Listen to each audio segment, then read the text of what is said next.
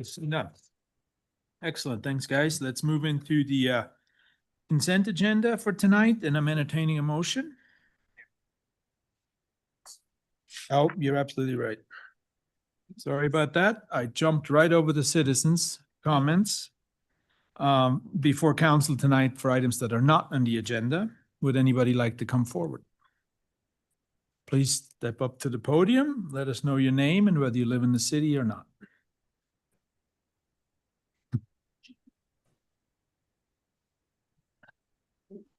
Yep. Hi, guys. My name is Rachel Wind. I live at 728 Bennett down by the train.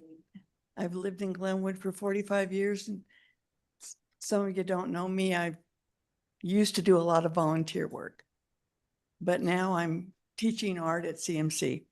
I came tonight just to let you know, the last time I was here, I came to talk about what was going on up above Walmart. And you said to go talk to the city, to the county commissioners. So I did, and Ingrid went with me, and so did the fire marshal. Just to let you know, I did follow up on that. And then, of course, we had a fire. But I'm here tonight because there's a problem with parking on my street. I act like it's mine. Bennett. I've been in that house for 30 years. And so it's gotten to the point where I go to yoga at night for old people, Dave. For the 6 o'clock to 7 o'clock yoga. I come home at 7:15-ish, no place to park on the block. And I know there's nothing you can do about that. But what I would suggest, because I'll look out there and I'm like, there's big gaps between the cars. If there were lines, that would give us a lot more parking spots. So I don't know if that's something we could talk about in the future. I did talk to Ingrid about it last summer, and she said it was a good idea. So here I am again pushing it, because it would be nice to come home at 7:15 and be able to park on the block that I live. The other problem is I go to the grocery store sometimes after yoga and then carrying groceries from a block away.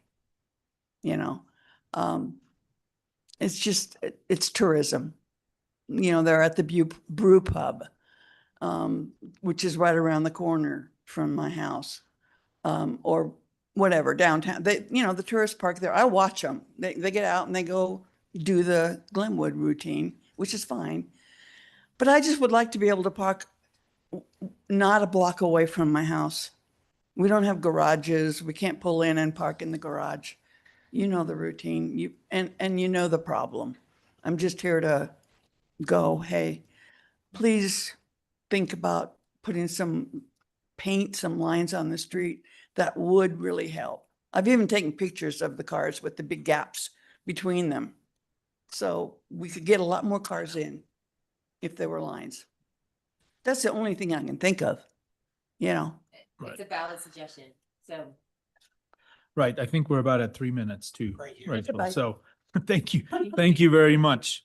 And we can respond to your comments here in a second. So is anybody else here that would like to come forward to address council for items not on the agenda? We'll see none. Okay, we'll close the public portion for the comments and bring it back to council to see if anybody would like to respond to anything we heard. We'll start with Dave. Councilor Townsley. Dave was good too. I used to live down the street from Rachel, so I'm really familiar with her block and her issue. And I've never thought about it, but I think the lines would really be a good idea because, you get somebody parks one way and then somebody else parks another. And then it really, I think you could probably get another parking spot or two people all the way down the street by doing that. But probably a very, very low expense. I would love to look at something like that. Excellent. Thank you. Anybody else? All I'd like to say is we share the same sentiment. I dislike people parking 4 feet apart. There's no reason for that. Yeah. Absolutely. We can definitely squeeze one more parking spot in if we do lines. So thank you for bringing that forward. Okay, now we'll move to the consent agenda, and I'm entertaining a motion. Okay. Counselor Zelinski. I move to approve the consent agenda as written. Okay, we have a motion to approve. And Counselor Schachter. Second motion. Excellent. Motion is second to approve. We're going to do this instead of voice vote. We're all going to push the button. I'm going to call for the question. And then after we vote, we're going to ask Ray to do thumbs up, thumbs down. And then Ryan is going to read the vote. So calling for the question. Ray or Counselor Schmall? I say yes, but I don't see a thumbs up or thumbs down. Just physically, Ray. Thumbs up. There you go. Excellent. Thank you. It's unanimous. Awesome. Thank you, Ryan. That worked out great. Moving on to West Mountain Regional Alliance presentation. Please state your name. Christina Gare, Executive Director, West Mountain Regional Health Alliance, Thank you. and I do live in Glenwood Springs. Thank you.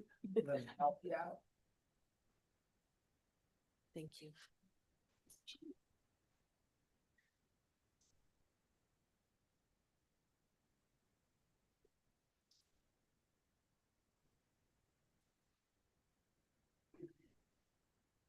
Great. Okay. Well, good evening. It's great to see all of you. Thanks for the opportunity to present to the council. And then I go ahead and you flip it. Yep. Okay. Awesome. So I just want to say thank you. West Mountain Regional Health Alliance does get a grant from the Financial Advisory Board, and we appreciate that so much. It makes a difference. We also appreciate the partnership that we have with the city. Thank you. Presentation mode. Yeah, thank you so much.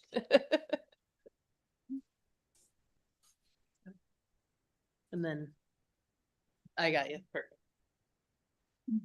All right. So I featured this picture just to kind of give you an idea of some of the things that we do at West Mountain Regional Health Alliance. We convene various partners from healthcare, government, and community nonprofits around health access and social determinants of health, such as housing and for the homeless, homeless prevention, and food security. But today I'm really here to talk about the Valley Alliance to End Homelessness. We know that homelessness is a complex issue, and I know that there's been a lot happening here in Glenwood that has elevated the conversation again. And so I wanted to come here and talk about what is happening and also a future project, and then talk together about ways that we could continue to work together around this issue that's affecting the city of Glenwood and the region. So the Valley Alliance to End Homelessness is an initiative of West Mountain. It includes all 3 counties, and then it includes our primary homeless service providers, Catholic Charities, Salvation Army, Recovery Resources, Health Solutions West, and Eagle County Homeless Services. These are the folks that are working every day with our homeless individuals and families to help them find housing. And it's a tough job, but they're doing awesome work. So just to give you an idea, in 2021, as a region, we housed about 22 people. In the past 3 years, we've housed almost 400 people, which is really huge. We're identifying a lot more people. And a lot of that's happening because we do have this regional strength of these organizations working together. Some of the things that have been so effective is coordinated systems, accurate data, so we know who's experiencing homelessness, and strong provider networks. We also have seen real results with the housing and the numbers that you see. So we're seeing results. There's still challenges with certain populations that we know are more difficult to house. I'm not going to go into a lot of this, but I wanted to share this. So essentially, we started working together. We became one of 6 regions in the state of Colorado to embrace Built for Zero. We applied, we became a region that could do that. That was actually really helpful because in 2020, I don't have to tell you what happened, but the pandemic came. We were already working together, which aligned us to be able to receive some funding. And we actually, Glenwood Springs acted as the administrator with West Mountain and partners doing that work. So thank you for that too, because that was a really big win to get things going. We officially became Valley Alliance. The really cool thing is that because of this working together in the coordinated system, we were able to get a regional grant for 4.1 million.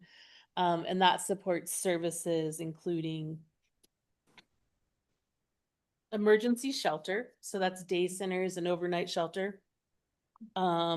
That's more limited. The majority of it is in Pitkin. They have an overnight shelter there. Street outreach. And so these are the folks that go talk to the people who are out there and start to form trusted relationships with them so that they can start feeling like they're ready to look at housing. Homeless prevention, keeping people housed essentially. And, this is folks who might be facing eviction or other types of things. And rapid rehousing. Catholic Charities runs this program. And what this is it's a rental assistance program to help people get on their feet. And then the idea is after they have that support, they move into more permanent housing. So the biggest challenge is these funds will be expended they must be expended by September 2026. And so this one-time funding has changed the landscape, but also with all the uncertainty of funding and other things, the group's working on a sustainability plan. But there will be changes because that was a significant amount of funding, and it's made a difference, but what it'll look like going forward is uncertain and unclear. So I wanted to talk about permanent supportive housing. Now, this is designed for those who are chronically homeless. Those who have been homeless a year or more consistently or sort of come in and out of the system. And what this is essentially, it's affordable housing linked with intensive services and supports. So in order to house someone who has been chronically homeless for a long time, it requires a different set of housing and services. And that's one of the reasons why often people say, well, some people don't want to be housed. And I can understand how that would be construed, but often it's because the right service model is not in place. And so we're really trying to become the first rural resort community to have permanent supportive housing. And what we're looking at is a scattered site project. And so it'll be 8 units. We have the funding. And so scattered site means it'll be located, not co-located, but throughout a community. With scattered site, it's faster to launch, which is one reason we did it. It's also more affordable to start. We have funding from HUD through community. Now I can't think of the name, community development. And so it also promotes some integration with individuals living within the city or the region. And it's really best for moderate support needs. And we know a lot of our chronic may have beyond moderate, but it's a mobile delivery service. And luckily we know we have a lot of miles in between places. And so hopefully some of them will be more concentrated as far as apartments, but we have to find places that are affordable, which is a whole nother ball game. The cool part about scattered site though, is the 80 to 90% retention of housing and significant reductions in ER, shelter, and jail use. It really does work if we can make it happen. And so I do see it becoming successful. And I realize we have on the by name list, on the list that is created through the state and through our partners, we have 65 chronic individuals. So 8 may seem at 10% may seem low, but that once we show that success, I think we really can build to have a single site place and really start to house these individuals that are the most difficult to house in our community. And so I think just thinking about how you guys can help. First of all, thank you for elevating the issue and being part of the conversation and finding ways that we can work together. Building public will is important, obviously. And then helping, finding community members and others who can help us identify these affordable housing units. And, we are lucky we don't have to pay like the poverty or area median income at certain places. This money is a little more flexible, so we can pay more. But regardless, if you had to pay full market rate, that will be unsustainable. And so I think just really thinking about how we can work together on this. And just FYI, we are selecting a service provider now. We put out an RFP, and so that's in process. We hope to have that service provider selected by the end of August, and then the real work will begin. So excited about that. Just really looking forward to seeing how we can work together and talk through some of the things that have happened. I mean, we all understand when a fire happens that was started by a homeless camp, that there's challenges and big challenges and things going on. So just really want to open the conversation with all of us and think it through. And then lastly, I just want to invite you, West Mountain's going to have our 10-year anniversary. And so we will be sending out save the dates, but just letting you know. Okay, thank you very much. Of course. Great information. Any questions at this point? We'll start with Councilor Smith. Thank you, and thank you for lots of information in just a couple of minutes. Very well organized. One of the first things I heard you say was that you your organization covers 3 counties, and then you gave us some statistics about number of people housed years ago, more now, 65 chronic. To put those numbers into context, what do you mean by 3 counties? Is it just the mid Roaring Fork Valley portion of Eagle, or is it all of Eagle? It's actually all of Eagle, but Okay. keep in mind, Eagle did not have, Garfield County and Pitkin already had services around homeless response. Eagle didn't have that until after some of this funding came in. So their numbers are significantly lower because they're brand new and they're building up but they're also getting some people housed. Yeah, so it is all 3 counties, including the Eagle River Valley. Thank you. And that leads to my second and I think last question, which is kind of in 2 parts. You said you have some funds, what sounds like federal funding in place, the HUD money. Yes. But there's also this unknown, as you politely described it. That HUD money really is in hand, is not part of the current freezes or. This money was received a while ago and we're under official grant agreement. It would be very difficult I don't know what it would take to take that money away. So it was done, and we got it originally earlier on, but it took time to figure out when we could start using it. It has to be spent by 2030, which will not be an issue. So yeah, it was some of the congressionally directed funds and further back so that it's kind of, well, fingers crossed, not touchable. So Okay, thanks very much. That's Mhm. Thank you. Councilor Zelinski. Thank you. So I want to circle back to the 65 chronic homeless. yeah. If that's in all 3 counties, that seems like, I'm wondering how you derive that number. Mhm. Is that permanent residents? Is that, what population is that coming from? Yeah, so you would actually be surprised. Most of the people that are served are not transient. I Right. mean, in the summer, Glenwood can get a few extra, of course. But as far as the chronic homeless, these are people that have been living here for quite some time and often unhoused. And so I'd say the highest 2 populations is Glenwood and Aspen. Yeah. Mm. And so these are people that are in and out of housing situations? Yeah, or they're not been housed for a long time. Got it. Yeah, and so they're the ones that, and I'm sure they interact with law enforcement, they show up at the ER, they have more challenges because they are not, getting services as easily. And so there is a way to start helping them to get accepting of services. It just takes more time, trusted relationships, peer support.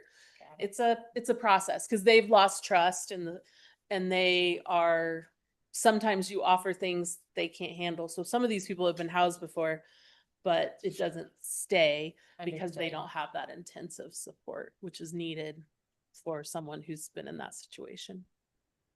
And so then how do these individuals come to you for support, or do they come up on your radar through some of these other? Yeah, so we convene and we administer and help to get the funds together. We collaborate on that. The people come to the partners. So for example, here in Garfield County, Catholic Charities. So they're sort of the leader of what they call the coordinated entry system. So someone can come in there and start looking at what services might be available for them. Got Our it. street outreach partner in the area is Health Solutions West. So they're working directly, and it might just start with, here's a bottle of water, here's the conversation, here's next steps, here's connecting you to food pantries, and then moving towards, all the next steps of finding how to get someone housed. And of course, one of our biggest challenges is we're trying to house people in a ridiculously unaffordable market and a lack of inventory. And so that makes it really, really tough. So it's amazing how many people are being housed when I also hear from people who try to work here and can't find housing. Right. Awesome. Thank you so much. Thank you. Counselor Schmall. Thank you, Christina. What, the list on the top of your heading there were the service providers. Do I understand that correct? And Correct. I can go back to that slide if you want, if that would help. yeah, I saw service provider and I didn't make the connection at first. So Health Solutions West is one of your service providers that actually makes contact with the unhoused folks and tries to get them into another service provider that either provides what they think they need. Yeah, so sometimes they're the first contact that they have, and then they continue to work with someone until the housing comes in place. So just to give you a little context, they have bi-weekly case conferences where you will talk about how to support this person. And so that brings together the key providers as well as other people that are working. Often they're working in a coordinated manner with one person to get them housed. And so it's very much like that's what's made the difference, is having ongoing conversation and work to figure out how to house people. It's a process that they go through. And like I said, some populations are more challenging because of what they faced or how long they've been homeless. Does that answer your question? I think so. Thank you. Yeah, of course. Thank you. Counselor Townsley. Thanks, Christina, for coming. Two questions. One, your chart where you had the bar graphs on there, and you had the blue lines, the orange lines. So when you've taken somebody that's unhoused and gotten them housed, what's the long term? I mean, is that temporary? Is it long? What's the typical outcome of when you've got them in housing? For the majority part, it is longer term. Some of that may be rapid rehousing, of course, but that's, hopefully leading to the longer term. And then once in a while, it's people have left the area or connected with family or friends, found a different option. But there's a definition from HUD, and I don't know that off the top of my head, but that's what we're following, is that definition of being housed. So it's becoming permanent. How they're not, it's not a stepping stone to something else. In some cases it is, but not all. Yeah, Okay. exactly. The idea is to, as soon as possible, get them in permanent housing. But for some, the rapid rehousing gives them a little space and time to, to get build up, because they'll work a bit on finances and work and, those kinds of things. My second question is totally different from that. But since you've got a lot of experience in this, and it's obviously an issue, both for community, for us as a legislative body. How would we tell the difference between a population of transients and, I don't know if they're interconnected. Is there any way to deal with one population while in one way and another population? I mean, there's people that, I don't know, my guess is that's just a lifestyle. And then there's people that really need help. Is there any way that of, or things that they say, well, this is how you could maybe differentiate, or instead of trying to take one set of rules that really doesn't apply to both populations. And if I'm incorrect and two populations are distinct things, then, happy to hear that too. Okay. Yeah, I think that's a good question. I don't know if I have the full answer, but I'll try to speak to what I think I can. So of course, we are gonna serve, the providers are gonna serve anyone who comes through the door. But often it's very clear, they're gonna be asking questions. We do an intake process that will kind of clarify if they're new or have been here longer. And there's a prioritization list that you follow from the state, and then our region has our own, a few other parameters to get people housed, but that's very set based on, we're part of, this is maybe getting too far in the weeds, but we're part of the balance of state continuum of care. And keep in mind, it's like all the rural, so it's like 54 counties. And so our region is one part of that, but it is following a set kind of understanding. And I think when these conversations are had, you kind of discover if people are here for a bit or if they're, and of course, a lot of us know some people know those who have been here quite a while and are interacting with our systems. So it's a good question, and I can investigate further, but that's kind of how I would answer, if that helps. No, I don't know. It's just, it seems like there's two different pieces to it, or at least, Yeah. Somewhat, yeah. I mean, I'm not, really hard to- like I said, I'm not on the front line, so I'm not the best person to fully answer that. But for the most part, the people that we're working with are people that have been here. Thank you. Any other questions? See none. I just got a quick question. I'm Sure. curious. And maybe you mentioned it, but like Councillor Smith said, it was a lot of information in a short period of time. Second slide, maybe, or third or whatever. I'd said about 300 to 330 unhoused total and about 130 success stories. Of those success stories, what's the actual success that they didn't turn back into a repeat customer kind of? Right. Well, the success is their house, and that's not the other success. Sometimes the success is just getting them back on their feet in different ways. But those people have actually been put into some sort. But- They're, But do you Does ever that see make him sense? again? huh? Do you ever see him again? Sometimes people come back, but for the most part, once they get on their feet, they do better. So, Small I- percentage. huh? Small Yeah, it is percentage. a smaller percentage. For Okay. sure. Well, that's And, good to know. You know, I think part of the reason we're seeing more is also just the challenge of living in a rural resort region with the Right. cost of housing that is pretty amazingly high. Okay, I just thought it was interesting that the last 2 years are around the same numbers of unhoused and then success stories. So I didn't know if that was the same people coming and going or if it was. No, actually it's not. So like we also have, and I don't know if I have to look to see if this number, but I can also share it with you later, but we also have, these are newly identified. They're Okay. not people that have come back into the system. Sometimes people do come back, they might move away and come back. Right. That happens for Okay. sure. So, but good question. And Makes sense. I'll be happy to share some other numbers if that's helpful. Okay, thank Yeah. you. Councillor Townsley. One question, just. Another question kind of Yeah. based on that is, what is it that makes a really unaffordable, high-priced area attractive to people? I mean, if I was homeless, I think I would go to somewhere warmer in the winter or somewhere that less, if I was unhoused, is it just they don't have that ability? Or this seems like from common sense, doesn't seem like a place where you would have as large a population as we seem to have. Yeah, and I mean, when you look at a city, obviously our population is more in proportion to where we are. I think my understanding is a lot of them, they consider this their community. And so those are the ones that have been here a long time, and this is their community, whether they're unhoused or not. And so that's, why they stay. It's like why all of us stay, right? It's our community. And so I think that's a factor. And I think when you talk to them, a lot of them will say that because this is where they've been for a long time.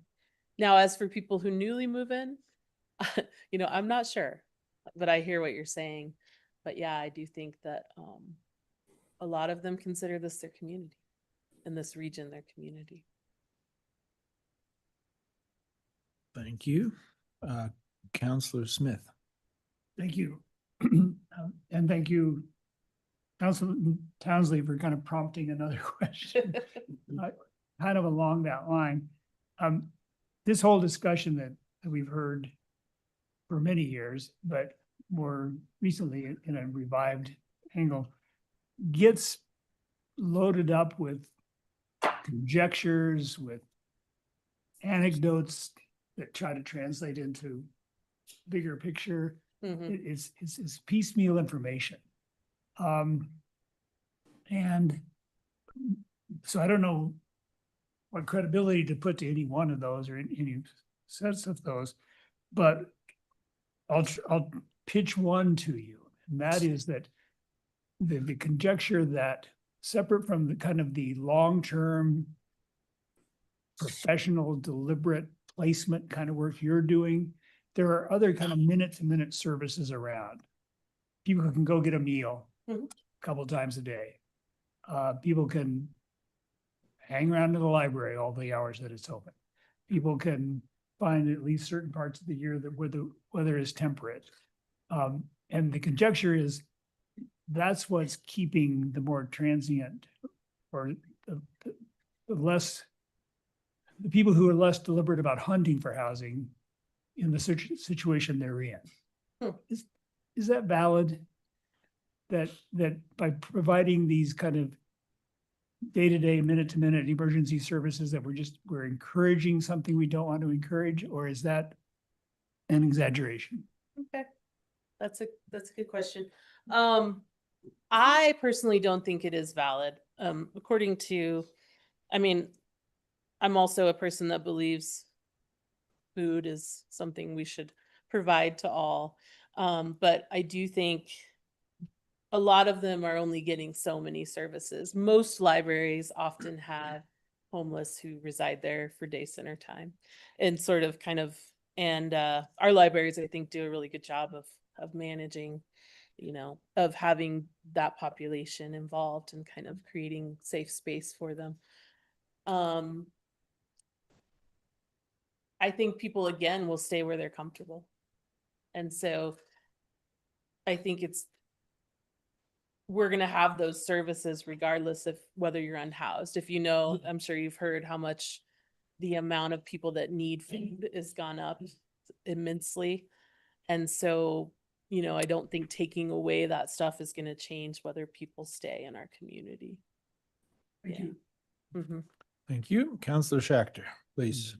Two quick ones, Christina. Thank you. Number one, when your organization or the various support organizations make contact with the unhoused, is there some form of assessment as to the reasons for being unhoused, which are many? Do you track that and compile that and have that information available to you and other providers for dealing with this? Yeah, that's a good question. So yes, as I mentioned before, there's sort of an intake process, and the tool that's used is called a VI SPDAT, which stands for a vulnerability index. And so you ask these questions, and then within those case conferences, they obviously there's, you know, everything is confidential except for those that they sign to have that conversation. It couldn't be talked about amongst. So we have that data. Actually, what's really cool is that working with the state, and this is called the Homeless Information Management System. This is across the state, Homeless Management Information System, HMIMS. Across the state, this information is available. So if someone shows up here and then moves to Grand Junction, they'll be in the same system, and you'll kind of see where they have migrated. And specifically, you can see one of the questions is around, you know, about, you know, some of those things, like kind of seeing, and keep in mind too, a lot of homeless have experienced quite a bit of trauma and other things. And so sometimes getting all of those answers might take a while, but one of the things we try to do is have that done. And the state's working with us to create more of a regional data dashboard that's aggregate that we can have access to, which is exciting as well. Thank you. And my second part, it may be rhetorical at this point. You may not be able to answer it, but Sure. clearly the unhoused has got a ton of national interest and major problems. If you were asked the public here in Glenwood, you'd probably hear an answer, yeah, we have an unhoused problem. Mhm. Okay? But that's a pretty subjective term, problem. Can you, and maybe you don't have to answer it tonight, but I'd appreciate some reflection. Given the demographics of our town or valley Mhm. and the numbers we see and the diverse types of unhoused, would you call it a problem, or is it just a normal social support system? And that's a loaded question. I don't know if you'd answer it, but it's a perspective I wrestle with. Is there really a problem as opposed to part of our social support system that's just evolved over the years and we're not used to seeing? Okay. Can you give me a little context when you mean by normal social support system a bit? Generally in this country, over the years, there have been various ways to support people in need, whether it be welfare, various welfare systems that do include housing allowances, money, SNAP programs, Okay. housing, it's just something that's evolved for decades and decades and decades. Sure. Okay. Thank you for clarifying. I do want to reflect on that a little bit, but I do consider it a problem to be solved, I guess, that I think we can do better and we are starting to do better. And if we lose what's in place, we're going to house less people. We're going to have a bigger number of people experiencing it. And but I'd love to think about that and we can talk more. That'd be a good conversation. All right, thank you. Mhm. Counselor Small, please. Yeah, to some Councilor Shackner's point, to more define problem, I guess. I don't have a lot of trouble defining a problem as defacing public property, trashing public property, distributing trash on public property. There are a whole, I think we could come up with a pretty good list of unacceptable social behaviors that are a problem. Now, why those problems and all of that is what you're trying to help fix, Christina, and I'm also on your team for trying to fix those problems. I have to ask, when your people contact people who are engaging in unacceptable social behaviors, do they make any effort to try to correct those behaviors? Okay. I think it would depend what those, I think what they're doing is trying to support them and create low barrier support, or else there's a lack of a trusted relationship. If it's a criminal behavior, then they're going to have to involve law enforcement and other supports in that instance, because they're not designed to, their training is more about bringing them in, building those relationships, finding solutions, whether it's housing or connecting them to food or various supports. So I just don't see that being the role of those particular people. So the answer is no, they don't even work on that side of the issue. Well, they work on the individual, so they're not going to work on that as a whole, but they're going to work with the individual to help, move them forward. Thank you. Thank you. Any additional questions at this point? We'll see none. Well, thank you so much for Yeah. being here tonight. And anytime you have an update or want to tell us more about it, please come back. Okay, thank Very you. informative, especially since we're in the process of trying to figure out what we're going to do Yeah, with our unhoused portion of the deal here. So I know, absolutely. yeah. Well, I hope we can continue to work together, and this is going to take all of us to find solutions. I agree. Thank you. Thank you very much. Excellent. Moving on to Workforce Housing Fund Advisory Board Council Joint Work Session. And Kevin. Good evening. I think so. My name is Kevin Reyes. I'm the Housing Development Manager here with the City of Glenwood.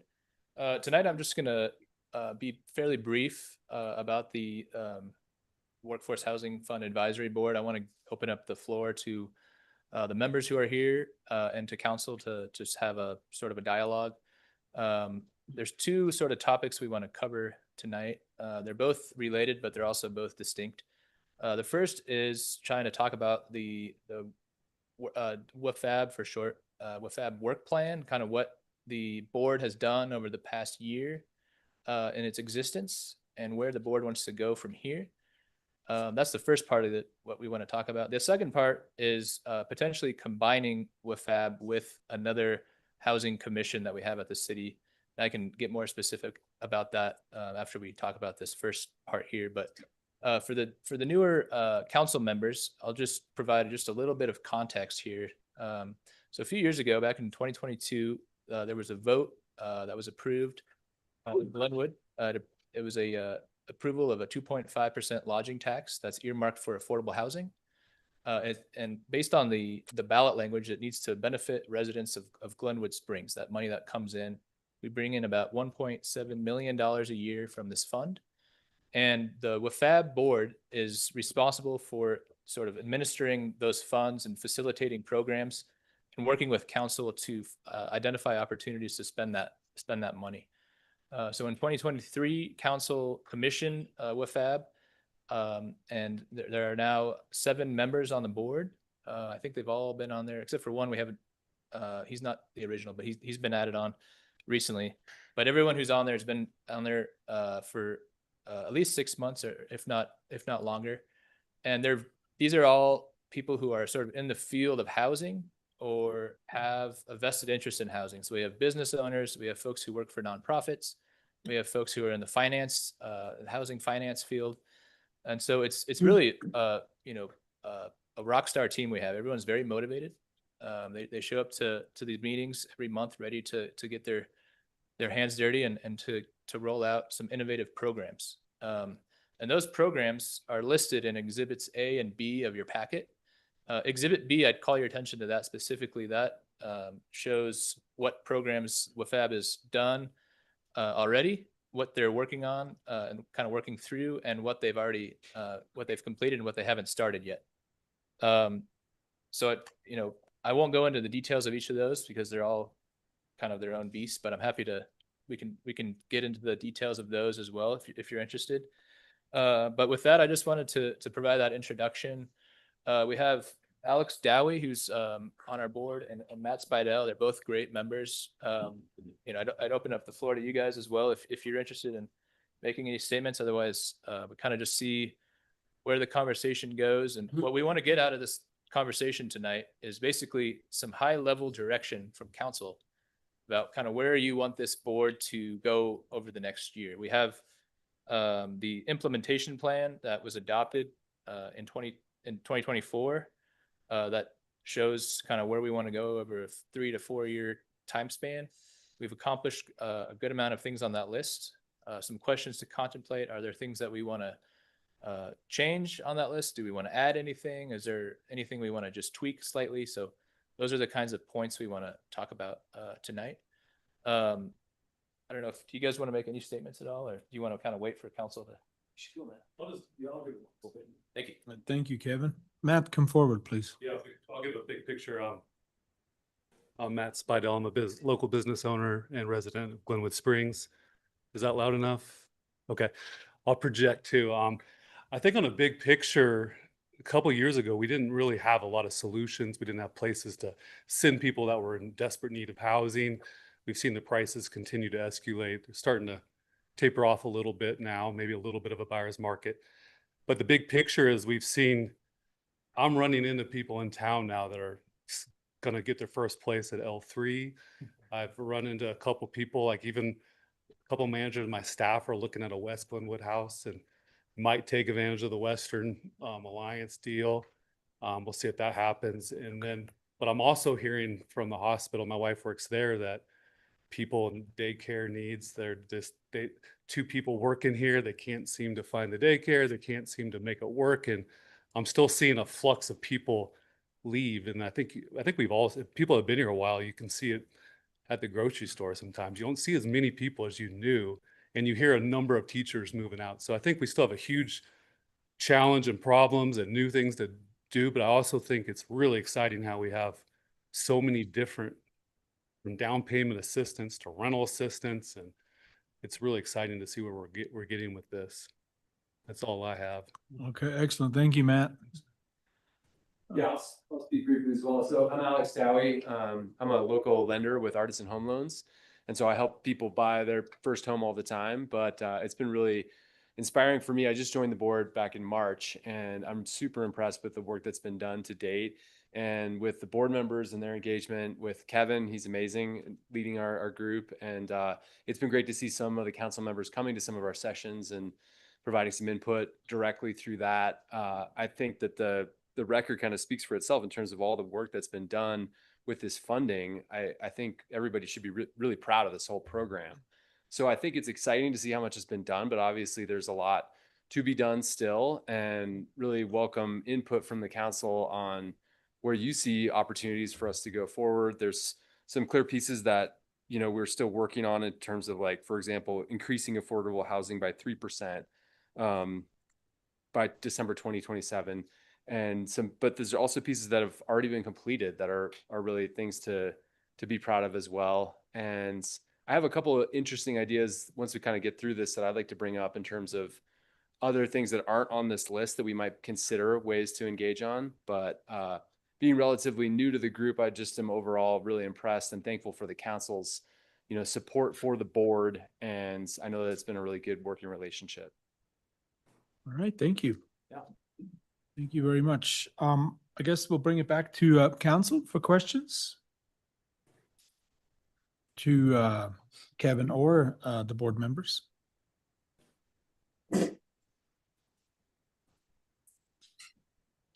Okay, or comments. I think this is, yeah, that's fine at this point. Councilor Townsley. Oh, no, it's fine. Well, yeah, whatever works. So just looking at some of these, can you give us just a more tangible, concrete, you know, okay, so establish property and preservation pilot programs to facilitate rehabilitation and conversion of existing properties. Can you give me an example of what that would look like? Absolutely. Yeah. So for the first one, establish property acquisition pilot programs to facilitate purchase of existing properties for affordable housing preservation and or land banking. So the item that came before council just a few weeks ago regarding the funding request to help the residents purchase the Mountain Mobile home park over there by the Toyota dealership. That would be an example of a property preservation that you know, the city helped facilitate. The funding that we gave to that property helped get them over the finish line with their primary lender, Rock Capital USA. They were able to get their main loan from them, but they actually you know, they were running into some trouble because of certain things related to, you know, floodplain management and things, and so the funding we gave them helped provide the leverage that was required to secure that transaction. And now they're going to move forward. They're going to be closing in about a week from now, and that property will now be owned by, at that point, will be owned by the residents of the community. And it, you know, there's going to be a deed restriction recorded against the property that would keep it a mobile home park in perpetuity, and all of the homes are required to be resident occupied. So that'd be one example that we help facilitate. Another one is you know, the L3 project. That's the Habitat converted those apartments into condos. That's another preservation project that was, you know, previously owned by a for-profit developer. They charged market rate rent on those apartments, and they were purchased by Habitat, but that purchase was made possible by the funding that we provided to help make that possible. And now they're selling off those units at subsidized rates. And again, that's another preservation example that, what we like to use the term, it's development neutral, right? So we're not adding new units to the city. We're simply taking existing units and you know, changing some of the legal status of them and ensuring that they stay affordable and for the future. So those are some examples.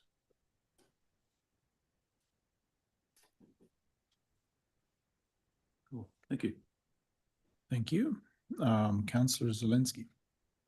Yeah, I want to commend you all on the work that you've done and just show my appreciation. I was so impressed, particularly with the down payment assistance program and how successful that has been. I think that's probably one of the more exciting things I've seen happen in our community, between that and the L3. And I know, there's varying levels of success, but it's been a very short period of time that you've accomplished a lot. And so I think it's dynamic and I commend you. I'm thinking about one of the things that Matt said about talking about childcare, and that's not housing, but that does impact. And that isn't necessarily in like the wheelhouse of what this group should be thinking about. But I'm wondering if within all your collaborative efforts, because you do work with so many others, if there can't be some sort of a like push to like, this is what we need next as a community, as we start to, we're never going to solve the problem. The problem's not going away. We're just picking away at it. But the things that can impact, I think, as we continue to have these like greater conversations and have successes, like moving forward with like starting to tackle the next issue. I'm just curious how like much of an opportunity are you finding for doing that, kind of like growing and expanding beyond your kind of core purpose? Yeah, that's great feedback. It's funny that you say that, because Matt and I just were on the phone earlier before this meeting talking about trying to look at childcare opportunities with regards to helping shore that up a little bit. It's unknown at this point with the way the ballot language is written, how we can get involved with that, but it's certainly intrinsically linked with the housing challenges, and those go hand in hand, childcare, affordability, and housing. So I think there's opportunity there. I think, with your blessing here, we'll certainly start to look at what we can do on that front, and perhaps start chatting with maybe childcare providers locally and see what challenges they're encountering, just to kind of learn a little bit more about it, to kind of wrap our heads around it and see, come up with some ideas around how we can maybe get involved with helping to shore that up and help parents, keep their kids in childcare, and have perhaps more affordable childcare rates. So we can kind of see how that looks over the coming months. Yeah, it's very interesting. I would hate to distract you from, like the work that you're doing in your core purpose, because I don't think that's what I'm encouraging at all. But I see a lot of opportunity for maybe working with another organization that is a little bit more within their kind of like, I guess, higher purpose. Absolutely. Yeah, I think that. Thank you for that feedback. We'll definitely bring that back to the board to discuss a little bit more. Awesome. If I could say one more thing, you mentioned Councilmember Zelinski about the down payment assistance. I just want to make one point that I think is worth mentioning. So the down payment assistance, we got this grant from the Department of Local Affairs, DOLA, to help administer this. But the only reason we got this money from DOLA is because we have this 2C fund. We were able to leverage this local match to help get this state money. So the money that even though we bring in $1.7 million a year locally, it actually goes a lot farther than that. The state has given us $500,000 to administer the program because we have a local match. And they've told us that once we spend it down, to come back for more. So that's another thing I want to mention, that this money isn't just $1.7 million alone. It's able to help us leverage additional grant opportunities from the state. That's great. Councillor Smith. Thank you.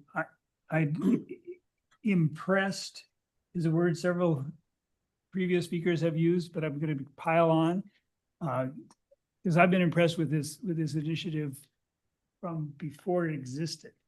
I was really struck by the creativity that went into the original proposal and the kinds of diverse programs that were imagined back then. And then correspondingly, I was impressed that the voters stepped up and approved this, in large part, because it was so well imagined.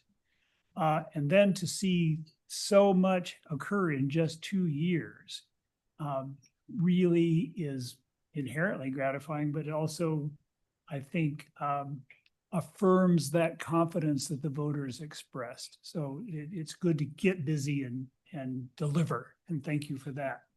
You asked for ideas. I have 2 that I think are consistent with your attachment B, your descriptions of things you have done and continuing to do and intend to do. One is building on that discussion that happened, I think basically was well underway by the time I came to my first meeting here. And that was the Mountain Mobile Park. And in the course of the discussions of that and a couple of parks since, I've learned more of the mechanics of how that works. My idea is, can we as a city or as a board, advisory board, facilitate more discussions with more mobile home parks before the $30 and $40 million deals are on the table, before the 120-day clock starts? I know the city's, it's not appropriate, nor is it financially possible for the city to go out single-handedly and start buying mobile hard books or start financing the co-op of them. But can we facilitate conversations with those other entities with whom you've already developed a relationship to have some more relaxed conversations before the clock is ticking and the money is big? That's one idea. The other idea is, as you look at implement opportunities with loans and incentives and cash subsidies and such, as you establish property preservation opportunities, I would love to see an increased emphasis on home ownership, even if it's just a one-bedroom home in L3, or even a one-room studio in something like L3. There are some mechanical, insurance, liability things in the way of that, but I worry that we're physically building rental properties apace that then become difficult to transition into something someone can purchase. So anything we can do to study those mechanics and try to skew the conversation more toward home ownership. The reason I'm motivated to do that is because, in addition to getting people into a home that they can afford, is I just think that fosters community engagement, fosters digging in. Besides providing equity, just so for personal finance, it makes more sense than to paying rent. And so if we're going to go as a community, as a city, to the trouble of helping people find housing, doing more to help them find purchasable housing so they become even more a part of the community and then in turn can give back, is my other idea. Thank you. Thank you. That's great feedback. Definitely bring those back to the board. Thank you. Excellent. Councillor Small. Kevin, thanks. It is gratifying what this group has accomplished in a shorter period of time. I would throw the shade on that, though, because you started from nothing. So getting so much done from nothing is wonderful, but continuing on, I have some suggestions for, and I don't know enough about whether you should combine boards, but generally, if you can make both boards more efficient as one, I would say, yeah, then that makes sense. There's no point in doubling effort. The other suggestion I would make for high level thinking is quantifying the numbers. You refer back to the 2023 housing study, and it's been a year or two since I read that, but I remember being astounded that study said that we had to increase our housing, as I recall, by 50% at the time, that the number of new units that they said we had to provide was half again what our existing inventory of housing units was. So if you can go back and quantify the actual number of units total and how many have been converted, and be able to demonstrate. So when you say you want to increase affordable housing by 3%, 3% of what? Does that make sense? Is that enough high level direction? So you can do some of what Matt Langhorst does with a spreadsheet that says, here's what we've got, here's what we need, here's what we think we can do, and set yourself up with some realistic goals and targets, and then measure them so that you can demonstrate numerically what you've accomplished. Yeah. Thanks, Thank Kevin. you. Yeah, that's great feedback. I can provide a little bit more color to this 3% number. Just a little background on this. So the state, a few years ago, there was another statewide ballot that was approved that I think it sets aside a portion of property tax, if am I recalling correctly. And it goes to the state. It brings in about $300 to $400 million a year, and it's earmarked for also affordable housing. It's called Prop 123. And what this does is communities who want to, get their hands on this money, they need to opt in to Prop 123. And we are, as the city of Glenwood, we have opted into that. The city council opted in a couple years ago. And in order to continue to qualify for money from the state, like the down payment assistance money we got, we have to show that we're increasing our affordable housing inventory by 3% a year. Now, that doesn't necessarily mean we're building new housing a 3% clip every year. That could mean buying down units that are existing. So, for example, the mobile home park that we helped fund, that actually is going to contribute towards our allocation towards this 3%, because those are now considered affordable units because they're now owner occupied. And so that's going to help us continue to move forward with meeting that 3% target and keep us aligned with the state's priority. As far as the, where is this 3% coming from? I can certainly pull that number. I don't have it off the top of my head, but we have the baseline that we went off of is from this 2023 strategic housing plan. So I'll dig that up and make sure I have that more clear, so we can talk about that in future hearings, so we all understand kind of what we're going off of. But I hope that provides a little bit more context as to where this number 3% came from. That's a sort of a state number that we're going from. Yeah, the 3% wasn't so much a question to me as it was 3% of what? Yeah, absolutely. I'll get that number and I'll bring it. Okay. Thank you. Thank you. Thank you. Councilor Schachter. Thank you. I will address what we've been given, plus some of the things that our counselors have brought up, and kind of being the one that maybe has the most longevity with this whole project, I might be able to help. First of all, the praises have been sung. You guys have done a lot. I want to give you a quick anecdote.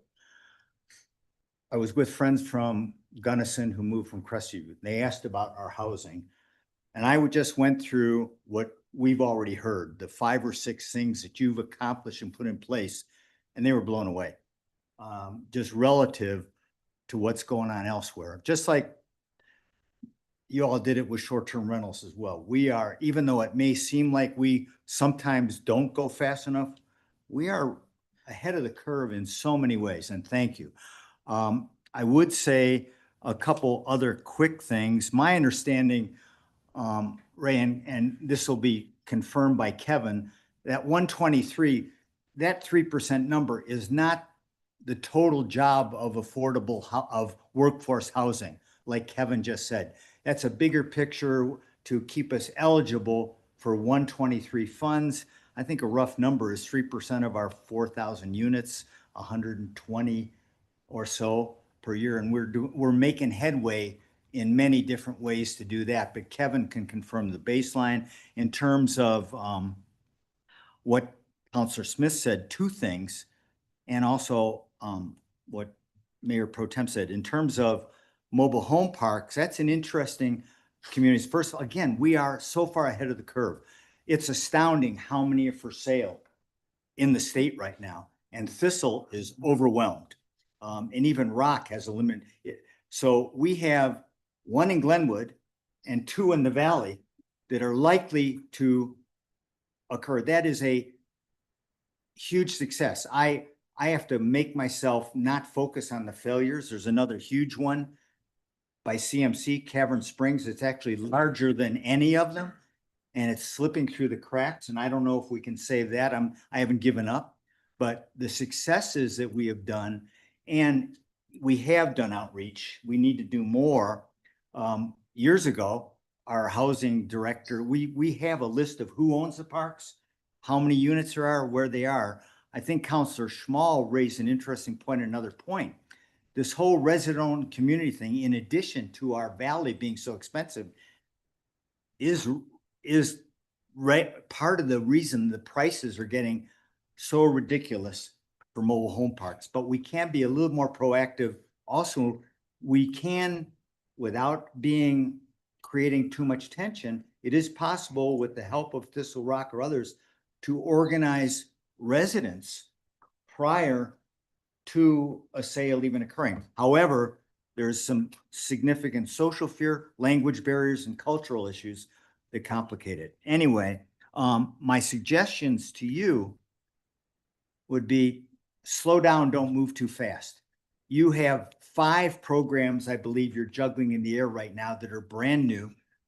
I would not add any more very quickly, particularly number 5. I still have, I think, some issues how that will tie in. You have a pilot program with rental. I would expand that. You have 1.7 million that's fairly well allocated already in terms of various programs. Don't jump ahead of yourselves. And again, related to what Councilor Schmall said, I think at this point, it would be very important to come up with deeper metrics of success. Our success right now is we got the money, we've well allocated. We have 5 diverse programs that cover extremely low income to missing middle. We've partnered, we've leveraged. Great. Now, what are the metrics for success going forward? That's a rhetorical question, but I think that's critical. And then the other thing I'd suggest that's related to that, Kevin, is you had a very extremely successful housing workshop. I know there's an intention to do one in Spanish. I think that's critical. And along with that is, and you've done, for those of you who don't know, the job on our website has been phenomenal. And so that's another metric of success. Keep improving that. And I would say it's also time, either through those workshops or other workshops, to ask people in the community what they need instead of making up new programs yet. You have enough going on. You deserve the praises. And that's all I have for tonight. Thank you very much. Excellent. Thank you, Councilor Schachter. Anybody else? Well, my question is a lot simpler than that.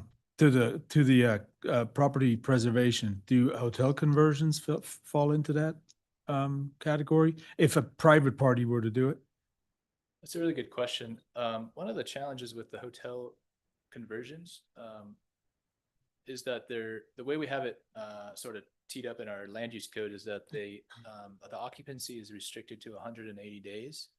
And so it's by sort of definition, it's not sort of a permanent housing solution. It's kind of a more seasonal housing. And so I'll have to look into that and see if we can count that as something. I know, like, RAFTA has finished their Very successful. Very Yeah, successful. which is great. I have to say. So that's a good question. I'll look into that and see if we can count that as part of our 3%. And I'm not saying they're running down our doors to do those conversions, but if it comes up, if it was part of I don't know, at least housing or a starter or whatever. I think those like RAFTA has created, those units are amazing. I got to tour them. I was there with the governor, and it was very interesting to see it all. And I think that could be part of another success. Absolutely. And that program, I can't take any credit for that. That was all the planning I know, folks, I but know. It is a really innovative program that Doesn't mean we it's kind can't of do like- it, right? Yeah. Doesn't mean we can't try it or copy it or whatever. Sure, absolutely. I'll look into that though. That's a good question about seeing if we can count those. I hadn't actually thought about that. Okay, cool. Thank you. Any other comments or questions? See none. Raise one more idea. Sorry. Please, this is the time. Yes. Yes. Thanks for the great discussion. So one idea I wanted to pose for the council is, and I'm not sure whether our board and this fund has a role to play in this idea, or it's more just a a general idea that the council can consider, but I think we have to continue to be really creative and open to new ideas and lots of different solutions. And it's really exciting how much is going on, but the scale of the problem is really huge still. So we've got to keep being creative.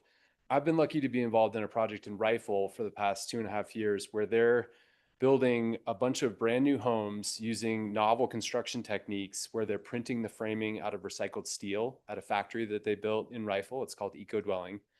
And so they're now actually going vertical on the first 12 homes right by City Market.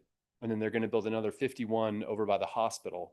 And this is a totally free market approach to building development that's intended to be aimed at affordability. So these are not deed restricted homes. They did ask the city of Rifle if they could, deed restrict some in exchange for lowering tap fees or those types of things. That didn't work out. But these homes are going to be single family, 2-bed, 2-bath homes where you own the land, you own the home for under $350,000. Now that's a different market in Rifle, obviously, than in Glenwood. But, I've been proud as their trusted lender to go to the city council meetings there and show them what the estimated payment would be and how that lines up with the area median income and say, we need these types of solutions. And the city of Rifle did ultimately approve those projects and they're moving ahead now. But it wasn't an easy process, I guess I would say. And I think that if more development does come to Glenwood, a lot of what we're talking about here is development neutral, which is great. But if we do consider new development, I would say being open-minded about what that looks like and trying to embrace some new ideas that can make, it can leverage the free market to aim for affordability too. And I'd be happy to connect any of you with the developer in Rifle. It's really cool to go check out the factory. We could do a tour. But it's going to be exciting to see these homes going up and the local people being able to buy those homes and live in them.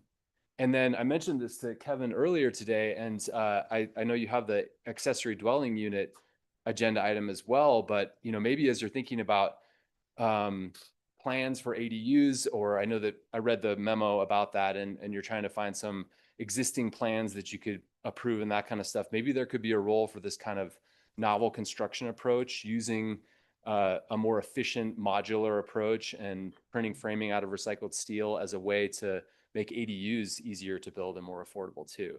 But just kind of both generally being open to creative things that might look a bit different, but that can help us solve this problem. And then, specifically looking at this eco-dwelling development as a thing that we could potentially learn from here and leverage those successes that I hope to see coming soon with those projects. All right. I'd be happy to answer any questions you have about that or follow up. Well, the first thing that comes to mind is that close to a tiny home look, feel, or are they actually bigger? They're pretty nice. So they're 900 square feet, high ceilings. They're fully outfitted with modern stainless steel appliances, 2 bedrooms, two baths. So it's not a big home, but it is a nice home. And, to be able to buy that, like the tiny homes that were built in silts, they're nice, but you don't own that land. You pay lot rent there. Right. And so that doesn't provide the same type of security that owning your lands, yes, your property taxes can and probably will go up, but it's different than paying lot rent, Right. Thank you. Yeah. Councilor Schachter. Well, I at the risk of stealing some of Kevin's thunder, but a couple of things. One, I want to address something Ray mentioned again. The strategic housing study that we had, Ray, is not, it can be misinterpreted as a mandate. They were saying you got a gap of 1,800 to 2,000 homes. It was not a mandate to build them. It's a guideline and they followed a lot of it. Skipping ahead though, I heard Mayor Pro Tem mentioned childcare. Councilor Smith mentioned home ownership. Alex is mentioning things that relate to our building code and housing. And these are not all workforce housing fab within their house.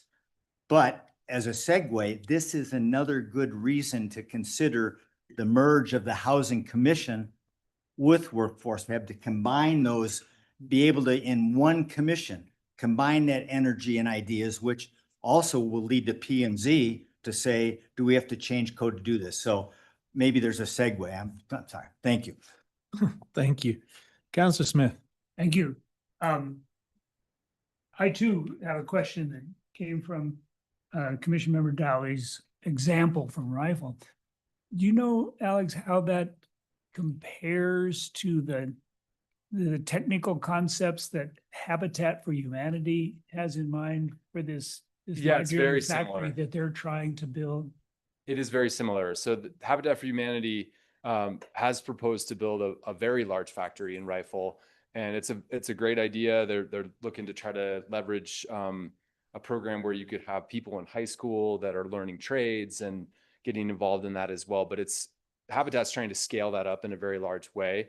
It's the same basic concept, is my understanding, in terms of this special machine from New Zealand that can print the framing out of recycled steel. It's really incredible to see, but it is the same type of idea, and trying to get at that efficiency of a more, they don't classify this particular development as modular, but it is kind of a modular type of approach, and you get cost efficiencies with that. Thank you. Yeah. Thank you. And this is probably more geared towards Kevin or even Watkins, who's in the room. Do we allow for this kind of product? Do we actually allow tiny homes? Do we allow a certain steel framing printed house as an acceptable product through our code? Yeah. Thanks, Watkins. Yeah, Watkins Folk Gray, senior planner. Yeah, sure, why not? So They have to meet so- basic building code requirements. And one of those is area. So 900 square feet, no problem. The building code has limitations or minimum areas for bedrooms. I think it's basically 100 square feet. So we're not talking about big areas. And in terms of zoning, they have to meet our design standards. So they have to have a minimum number of architectural features on all sides. And that's really about it. They have to be on permanent foundations too, I should mention. But construction methods that are unknown to us or we're not familiar with is not a problem. As long as they can pass the The building inspections. Okay, that's actually really good to hear, that this could be an option for our next item tonight. So anyway, any more questions on the suggestions, or should we move into combining the commissions? Is there anything else you want to say? I think that's it from this part of the Okay, excellent. agenda. Then let's move into the next one. Awesome. Yeah, this part shouldn't take as much time. So a little bit more context here. So we just talked about what the Workforce Housing Fund Advisory Board does. We have another board. It's called the Housing Commission, and they've been around since 2019. And this is made up of folks in the community who have a little bit more of a land use, understanding of things. So they're more equipped with proposing and recommending land use code amendments. So things like, allowing accessory dwelling units in backyards, or perhaps changing the density of certain zone districts, or whatever that might be. So these two boards have played distinct roles over the past couple of years. I'll wait for that to go by. So these two boards have played distinct roles over the past couple of years, but what we've found is there's a lot of interplay between them. That a lot of the conversations we're having are so related that it doesn't make a lot of sense to have these in silos and in separate meetings. The ADU example that we just talked about is a perfect example, right? So here we have an opportunity. This next item talking about funding ADUs, but that also interconnects with the land use code and allowing ADUs. So that would be one example of allowing these two boards to combine into one. And the other reason we want looking at doing this is because these boards are made up of great members of the community, but we've had some trouble keeping them fully staffed with volunteers. So we've had a few instances of not being able to make quorum just because we don't have a full board present. And so combining them will help us avoid that and allow us to conduct business every month on a more continuous basis. So those are kind of the high points I wanted to touch on. You want to add anything to that, Watkins? Okay, great. Thank you. Just to start out, how many members do we have on the workforce housing board? We currently have 7 members. There's 8 positions. And then on the housing board, we have 4. Okay. We have 4 folks. So Rashai 1 on the workforce housing and Rashai 3 on the housing. Okay. And to what size can the commission be expanded to? So I think this makes sense because it'll be more effective this way. And I think it's less likely that you guys will get conflicting, Mhm. pieces of advice. I think the way that we would try to approach it is to let anybody on either one of those join. We may have to make a code amendment to let them do that, but then we probably just wouldn't backfill when somebody terms out and leaves until we get down to 7. You want to get down to 7 again? That's the magic number, kind of? Yeah, that makes sense to me. And Okay. another possibility is if we're making code changes, is to add the possibility for a couple of alternates. And so we could accomplish it that way too. Yeah. Okay. All right, great. I just wanted to let the groundwork, lay the groundwork. So back to council for discussion. Councilor Townsend. It makes sense to me that you would combine the two. Is there what would be a reason as why you would not want to do it? Is there anything on the other side of it? The only thing that I can think of would be, the danger of somebody on one of those commissions feeling kind of undervalued, right? Mhm. I don't think that would happen, particularly if we guaranteed that, look, if you're a voting member of the commission or even an alternate, we guarantee that we'll put you on this commission until your term is up. So I think we could mitigate that. Yeah, and I wasn't going to provide an argument for not doing it.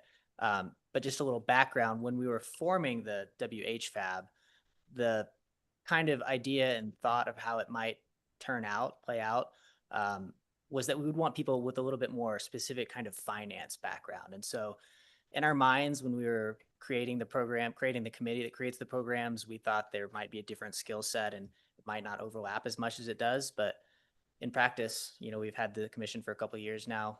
I think it does make sense. Okay. Thank you. Councilor Smith. Thank you. This exchange went a long way toward answering what I think is my question. And that is maybe 2 parts to it. What do we lose? What's the distinction between the 2 boards and the service that they provide, especially to staff? And will combining dilute any of that? And then the second part is we've got some workforce board members here, but no housing commission members here. How do the housing commission members feel about it? Have they discussed it as a group to provide any feedback? So in terms of skill sets, the main difference between the two, as we've mentioned, is that the Housing Commission has so far in its existence focused more on land use regulations. How can we tailor our zoning code, make tweaks to it so that we can encourage more housing and encourage the kind of housing that we want? They've made a lot of progress on that over the years because there have been many changes. So I won't say that there are no more opportunities. There always are opportunities to make things better, but the low-hanging fruit has been picked for that, I think. And I suppose there's a little bit of risk with combining them and diluting them. The WHFAB is very busy. Kevin can tell you that better than me. And so that does mean that their meetings their agendas are pretty full. There might be less time to talk about land use types of things when they come up. But there are, of course, other ways to deal with that too. There can be subcommittees, there can be additional meetings, so we can handle that. And now your second question, we have not talked very much to Housing Commission about this. It's kind of come up pretty quickly. We've mentioned it in passing to some members. They are aware that we're having this discussion tonight, and I've already heard that at least one of them is possibly interested in joining WHFAB if given the opportunity. So it's something that we'll continue talking about. And I think the time, if we are going to do it, is probably ripe because we're short on members of Housing Commission right now. Thank you. I'll kind of combine that question and your responses into a couple of related comments. I think it would be valuable to be deliberate about conferring with the Housing Commission members, just in case we're overlooking some insight that they might have, because they're in it, you with them. And then the second is, I basically like this idea for the qualitative aspects of it, as well as the numerical. We're having trouble filling slots is one thing, but the qualitative thing of bringing, just as you and Kevin have each described, you have kind of two sets of talents or two sets of focus. You got finance, builder, investor expertise, and you've got kind of community, neighborhood, code-based expertise. And it sounds like a really nice soup to mix together because they would inform each other, I think. So I tend to like this idea, but again, especially if the Housing Commission members could send their blessing. Thank you. And just counsel, you. to be clear, if we don't have consensus on this on both boards, we wouldn't go forward without bringing this back in front of you guys. I expect we'll have consensus, but if I'm surprised by that, we'll be back in front of you to update you. Thank you. And that was actually my next point of order. Is there, you need an action from us tonight, or we're going to move forward with more investigating? No, I mean, I think if you guys just kind of head nod that you'd like us to check in with the board members and kind of come back with a plan, we're happy to do that. Okay, sounds good. And before we do that, may I ask Matt a couple of questions? You are the chairperson of the, yes, you are. How do you feel, or how do you think your board will feel about absorbing? I mentioned to Kevin, I think I've had Ellen, for example, is on the housing, the other board, and she's really wanted to be on the 2C. So there's definitely some desire to, I think there's some more action on this board, and it feels a little bigger picture. So I think it'd be a great to blend them. My biggest thing is making it flexible enough so that when we have a lack of quorum, that's the hardest thing.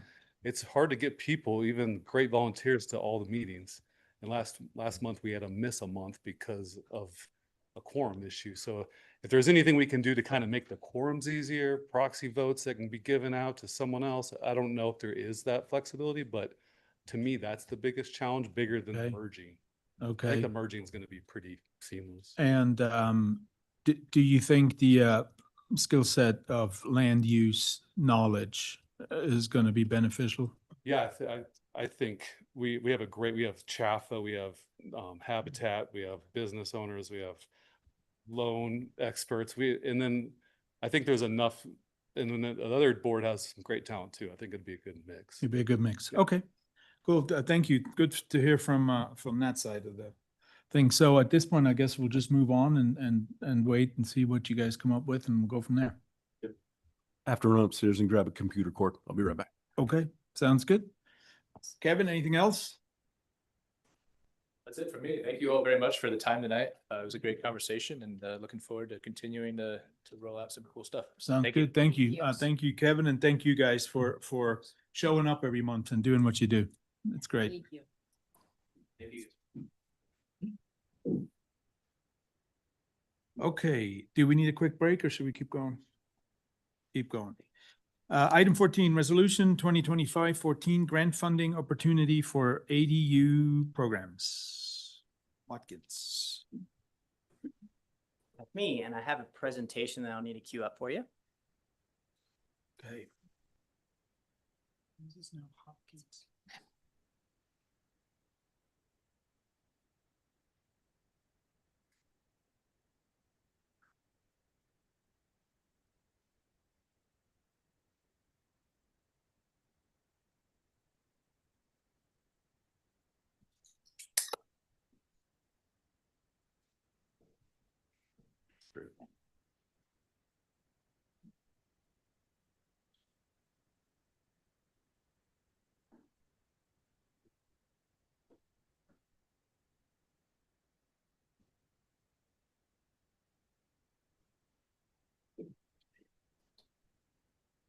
Okay, I thought I'd make a little presentation for you guys since there were some questions and since we have some new members. So this is another grant that's available to us from DOLA. We've had quite a bit of success in the last few years getting grants, which of course doesn't mean that we will for this one, but we're going to try our best if you guys approve. I'm not going to take too long doing this, but I thought I would do a little bit of basics, starting with what is an accessory dwelling unit? I'm going to say ADU. Hope that's okay with everyone. So they're smaller homes, subordinate to a primary house, but they're independent living units. We call them naturally affordable because even when you see them in the advertised rents, you know, they look kind of high, but they are small spaces by definition. So they're, more affordable, certainly more affordable than renting a single family home. They do require in Glenwood 1 off-street parking space. So that means 2 total, 1 for the primary house and 1 for the ADU. We like ADUs because a lot of reasons. When they are rented, they can offer extra income for homeowners. They allow people to age in place, either with an aging family member. That's kind of where the name granny flats comes from, or the kids moving into the ADU. It's more housing in general. So that's part of our, we were alluding earlier to the number of units that we're lacking. This is a small part of that. We like ADUs because they can't be short-term rentals in Glenwood. That is prohibited. Anytime we see that, we do an enforcement action. And when you build an ADU, there's not very much impact to the surrounding neighborhood. It's in the backyard, it's small, there's already a home there. Of course, it can vary a little bit by situation, but you're not changing that much with the neighborhoods. You're adding things and you're not changing very much. Since 2021, we permitted 20 ADUs, so that comes out to around 5 per year. That's kind of our rule of thumb when people ask how many we permit. But there's a pretty big difference in the number of ADUs that we permit that are standalone detached ADUs versus ones where someone has an unfinished basement and they create an ADU in there. We see mostly that. We see mostly the cheaper option, people building ADUs within the existing footprint of homes. Why? Probably cost. Based on the numbers that they give us with building permits, it's more than 10 times as expensive to build a detached ADU. That shouldn't be surprising. You're breaking ground, you're having to build new foundations, do all the things.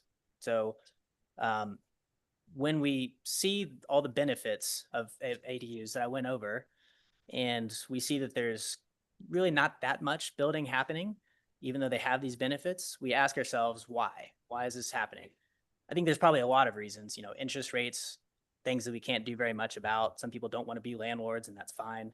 But the cost of construction, we think, is one of the factors.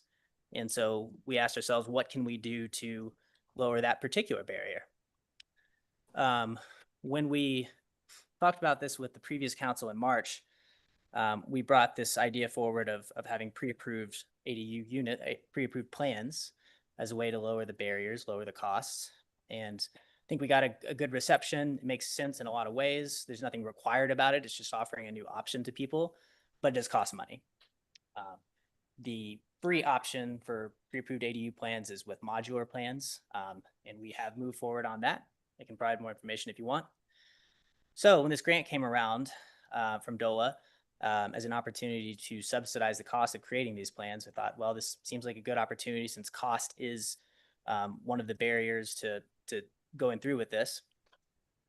So in looking at this program, at this grant opportunity, there are some first steps which we have taken. We have to demonstrate compliance with state statute, a bill that was passed last year. This is a bill that other cities in the Front Range, larger cities and cities that are part of metropolitan planning organizations have to adhere to. So we weren't required to, but in order to apply for this grant, we do. So first of 2 steps was demonstrate compliance with state statute, and then to apply to be designated an ADU supportive jurisdiction by the state. So both of those are in the works. We hope to hear back from them, from the state soon. And at that point, that's when we could apply for this grant. As I mentioned, pre-approved ADU plans and programs, there's a lot of benefits to them. It's lower cost, faster review because they're already approved by the building department. They don't have to be reviewed again. But some other kind of, I think, pretty important benefits are that there's less guesswork. They don't have to hire an architect. They don't have to hire a GC. They don't have to worry about those costs escalating. They have a plan. They know what it's going to be. And so it's just more predictability and more kind of reliability in the process. And people like that certainty. I think that's important. If we go the route, if we get the grants and go the route of creating our own plans, we have more possibilities for creating designs that we want to see. So something that works for Glenwood. We could very much go for licensing plans that have been created for other communities, and maybe that's a good thing to supplement it with, but we could also create something that we want to see. And that's also an opportunity to engage with our local development community, with local builders, because one advantage of that is it gives them an automatic buy-in. If they helped create these plans, they're familiar with them. It's something that they know how to build, and so that's an automatic audience that's helpful for people. So the grants, as I mentioned in the staff report, there's a 25% matching requirement. And the strings that are attached to it, it has to meet one of these 5 criteria that I'm displaying for you. All of these are good things, but the downside of doing something like a deed restriction to mandate affordability for these plans. So we say that we go through this, we get the grant, we create some pre-approved ADU plans that people can use, but we require them to be deed restricted for affordability. Yes, that's good to have these deed restricted units, but that makes them also a bit less desirable, I think, to some people. And so if the goal is to build as many ADUs as people are willing to build, that kind of works against it there. So I think designing some plans that are accessible or visitable accessory dwelling units for people with disabilities, I think that's a great option for us. We have heard from groups like, help me out, Sumner, the name of the organization that houses survivors of domestic abuse, not the Hope Center, but Advocate Safe House. We've heard from Advocate Safe House that they have a long waiting list and they have a terrible time finding people who are in wheelchairs, places for them to stay. So this is, I think, a community need. And there's also no reason not to have accessible units, because it's not like an able-bodied person can't use those either. So I think C here is a good path for us. Now, what are the costs? We did an informal, I'll call it an RFP earlier in the year about creating some custom plans for Glenwood. And so a couple of responses had a pretty big range. And then I've had some communication with architects out of state who have done this a lot in other places, and they came in kind of the middle of the range. So $10,000 to $50,000 per custom design is something that we could, is possible costs. If we wanted to license existing designs, like Summit County has some plans, you can go online, look at them. Can't use them in Glenwood because they're licensing requirements. They belong to somebody, so they have to be licensed. But going through that licensing process with both the architects and the engineering firm who created those could come out to around $10,000 per design. So that's a lot less money, but that means less flexibility for us. We don't get to choose what they look like. Those are some of the options. I'm not going to ask you all to say what we want to do if we were to get the grant today. We have some time to decide that, but just whether we go forward or not, we would like to be able to show the state that, yes, we have your support, or if we don't, then maybe we don't go for it. In terms of the resolution that's included in your packet, if you choose to adopt that, I do have one correction. There was a copy and paste error. So what's on the screen here, I would replace section 2 with this. And here's a pretty picture of an ADU, one of the pre-approved ADU plans that was built in Seattle. Could we see that replacement again, please? Yes. Placement for 2.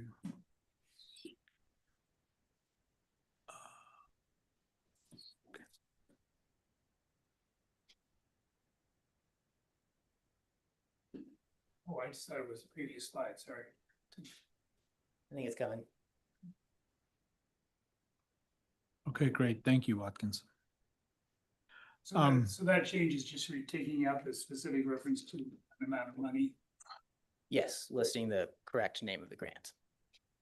Okay, makes sense. Back to us. Any questions? Really? Councillor Townsley, now we have to put it. You know, I think, I guess my question, and you've kind of answered it here, because I was one that brought that out and said, I've got some questions on this, but when I look at it, and if we're looking at 20 units and 4 of those units would have actually been something that somebody might have used plans for, not necessarily, you could have had plans if you were doing it over your garage or in your basement or whatever as well. And I'm a huge fan of ADUs. I would love to see us have more. I think they're great. All the reasons you listed, I think are very viable. But when you look at 20% of those as being something that we could use these plans for, and then if we go out and get a DOLA grant, aren't we really even limiting it even more? Because now you're taking a small percentage of people that might use plans for something like that and putting more restrictions upon them. I guess that would be one of my initial concerns on there. Yeah. So it's hard to know what the future holds and what people want to do. But I would argue that part of the reason that only 4 of the 20 were these detached structures is because of the cost. Because the cost is 10 times the cost of doing an interior model on a per square foot basis. And I think we would see more if it didn't cost as much to build these detached ones. Okay. I guess I've got some other comments, but this is questions, right? Yeah, this is questions. Okay. Thank you, Dave, for that. Counselor Smith? Thank you. I have 2 questions from your ADU tutorial, the basics. Thank you. Must an ADU be available only as a rental? Is there any restriction in that regard? No, they could be. So if the primary owner wants to work out a contract to share the building of equity with somebody who moves in upstairs, they can do that. That's right. They can be left vacant. They can be used occasionally. They can be used however the owner wants to, except for short-term rentals. Oh, thank you. I'm asking a slightly different question. If somebody's actually moving in, must they be a renter or can they be a co-owner? Is there any restriction one way or the other? Sure. No, the occupancy of an ADU, it could be the owner or a co-owner. Okay. It could be the owner of the house or the ADU and the primary house. That's always the same owners. The owner could live in the ADU and rent out the primary house if they wanted. Okay, thank you. And the other is, when an ADU comes along by whatever design, what opportunities are there for the neighbors to weigh in? Is there a public review of each ADU application, or are there use by rights involved here? ADUs are used by right. So the public is always available. The plans are always available to the public if they want to come in and see what's being proposed. But there aren't notices sent to the public like there are for special use permits, for example. They're used by rights. And the intention with that is to kind of streamline it and make it easier, because when you have required public noticing, you get into some timelines, you get to some delays, and you tend to see less of them. It's more of a barrier. And is kind of related is no, you essentially answered it. My other point, it comes from your March 6th background presentation. That included some outreach, pretty extensive outreach you did to other communities and other counties, and to see how they have handled this and how they have succeeded or otherwise. I was struck by the comment from the outfit in Florida that once they started this, some private builders caught on that, kind of standardized designs make things work easier. Do you hear anything interest like that around here, or are any builders already kind of sharing standard designs from which you can benefit? I don't know of any specific examples that are like that. But I do think that the development world and housing market is like that. I do think that they are very interested in copying things that works. We see that all the time. And when there's success, then people pay attention. So that's the kind of thing that's hard to quantify, right? But I think that's an important point that planning director made. And if it inspires other people, other builders to make products that are good for Glenwood, then that's a great thing. Thank you. Thank you. Any other questions? Councillor Shack. Thank you. If you proceeded and if this grant was approved and one of the options was the pre-approved designs, and I will add a comment, I know the Housing Commission has done tons of hours on pre-approved designs and modular ADUs. So the homework has been done by the commission considerably. But the question, if pre-approved designs ended up one of the outcomes that you show a price of, let's say, $10,000, it could vary. Is it also possible that those designs could be offered separately under a separate structure that don't meet the grant obligations? That you can use the same design, but two different sets of rules, if you will. The grant helped us get them, but now we can get other owners who don't want to comply with all the grant restrictions. Could use it. Could we sell that pre-approved design as well? Do you know? I might have to go to the guidelines to verify that, but my gut feeling is that no, that with the grant funded plans, if we create plans through the grant, then every time that plan is used, it has to be in one of those 5 ways. Yeah. And do you know offhand if there's any licensing or conditional termination to those restrictions down the road? Typically there is, from what I've learned about these pre-approved plans, is that you get them from an architect and they are licensed for a certain number of uses.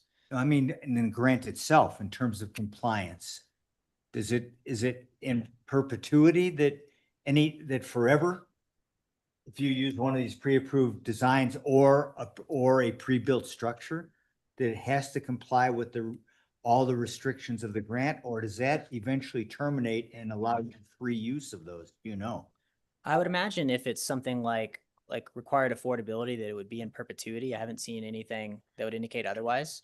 But I'll point out that if we go the accessible route, so creating plans that call for no step showers and things like that, once it's built, there's no permanent. compliance. It is what counter it is. height, things like that. Okay, thank you. Thank you. Councillor Smith. Thank you. I would just reflecting a couple minutes on your clarification in your ADU 101 about this being basically a use by right in order to simplify the process, which is kind of what we're after here. Are there any restrictions on ADUs in general in terms of density, how close they can be together in a neighborhood, kind of this short-term rental kind of limitations that you sometimes see? Are there any things like that apply to ADU to affect the numbers that can happen in certain spatial relativity to each other? The only real limitations on ADUs are that they can only be built on lots where there's a single family detached home, so not a townhome. Dimensional requirements within the lot of how close it can be to setbacks. And then what you're asking, no, every lot in a single family neighborhood could have an ADU if they chose to. Great, thank you. Thank you. Councillor Schmall. Watkins, you said ADUs are a use by right, but that's not true in all zone districts, right? It's true in every zone district except for PUDs, because PUDs is by definition a unique zoning. So each PUD has its own set of regulations. And I don't know all the PUD regulation, the PUDs in Glenwood off the top of my head. I think there are some that don't allow ADUs. But everywhere that you're allowed to build a single family home, you're allowed to build an ADU.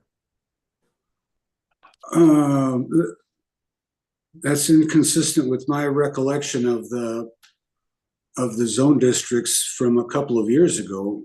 Single family, low density ADUs were a special use permit. That could have been the case before we adopted our new zoning code a few years ago. But even in our lowest density residential districts, you are allowed to have an ADU.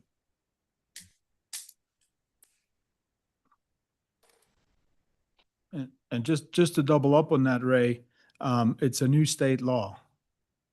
The lawmakers down in Denver pushed it through. I think it was last legislation that it's now a use by right statewide. I think it is. Is Richard online? Is Richard here with us? Would he know? Yeah, I'm here. It's a little complicated. The ADU statute, I believe, is tied to populations and proximity to transit. But I believe, I mean, Watkins is correct that it is allowed anywhere that residential is allowed. And I think that and Hannah is probably the one who would know this best, of course. Right. But I think there was some DOLA grant that was tied then to the ADU change that the city adopted. So we adopted that. I don't remember that. Okay. And the state legislation exempted certain communities, the mountain communities mainly. Okay. I don't remember that either. I thought it was a blanket thing. Okay, well, nonetheless, we allow it. So, okay, great. Any other questions? I just have a quick clarification. Just because we do this, these pre-designed drawings or allow those that doesn't preclude anybody from custom building or modular building or metal, recycled metal steel frame building or tiny homes if it fits, right? That's correct. You can This still is do just all that. This is to provide another option. And if they Okay. don't work for somebody, they're welcome to create their own. Okay, cool. Thank you. Any other questions? We'll see none. We'll turn it over to the public. Anybody from the public here that'd like to talk about the ADUs? See none, close the public portion, bring it back to the council for a motion and resolution 2015-14, grant funding opportunity for ADUs programs. Entertaining a motion. Councillor Schachter. Thank you, Mr. Mayor. I would move that we approve resolution 2025-14 regarding the application to the Department of Local Affairs for the ADU grant program. Thank you. Motion to approve. Looking for a second. And Second. yeah, Councillor Zelinski. I would second. Second. Excellent. We have a motion and a second. May I, if I may? Sure. Are you including this change that I Change, recommended yes. with the language? Good catch. Including what? The change The that's change on the of screen. language. Oh, yes. And I second my. And so do you. Okay, excellent. I Any more, assumed it was in there. any more discussion? We'll start with Councillor Townsley. Yeah. Again, I'm all for affordable units. I think, I wonder about the time and effort and the money that's going to get spent on this, whether it's our funds at 37,000 or the state's funds or the federal funds coming back to us. I just really question whether they would be used. I would like to see us go out and go to the individuals that, especially if somebody didn't go forward with the project, or maybe get together with individuals that did go forward with them, and question them as, what made it easy for you? What made it hard for you? How could we help you?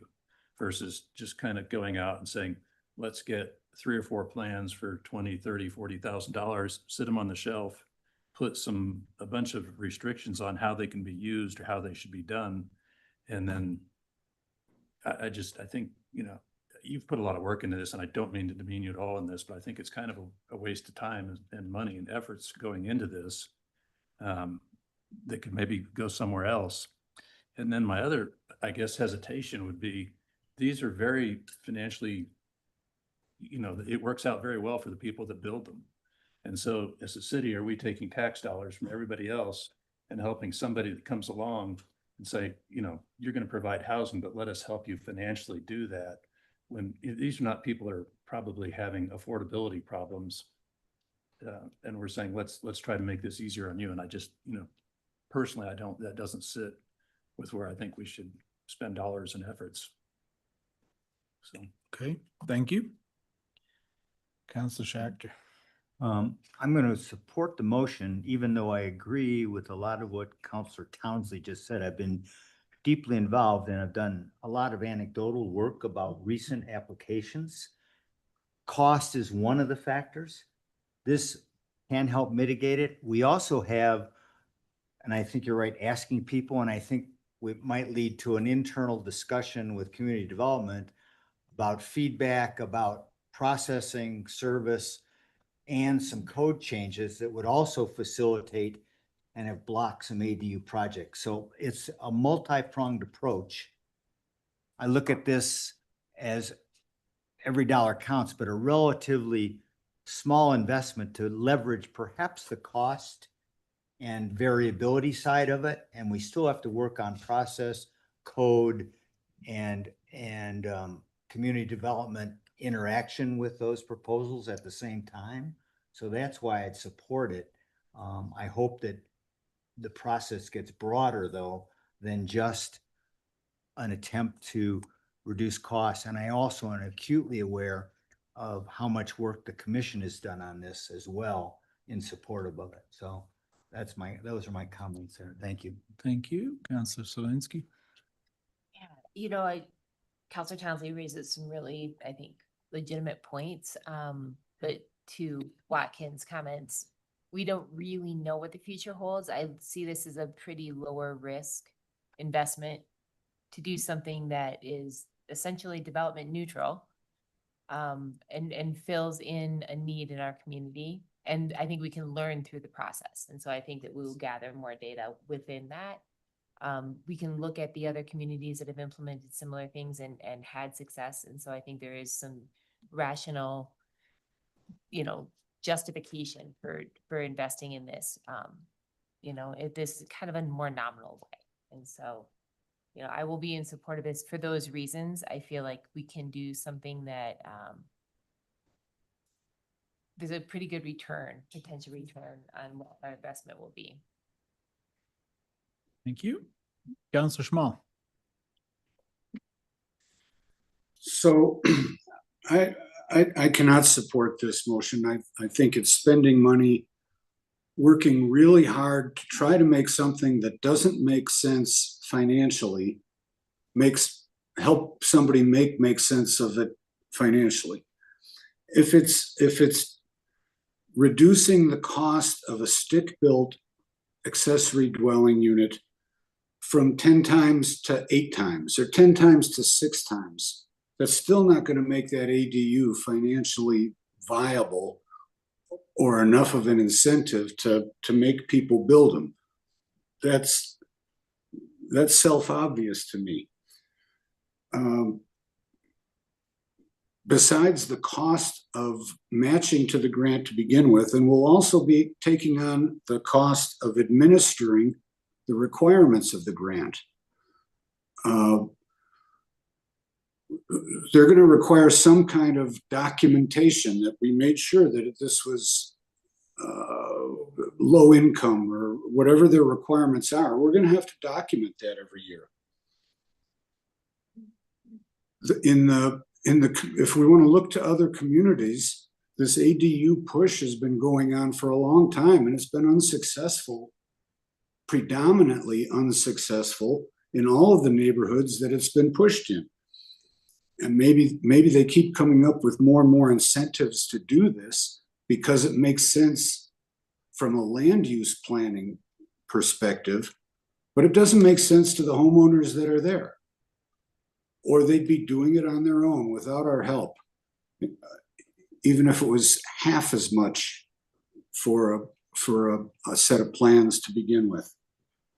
I think this is just buying into what Denver's pushing and spending our money to do it.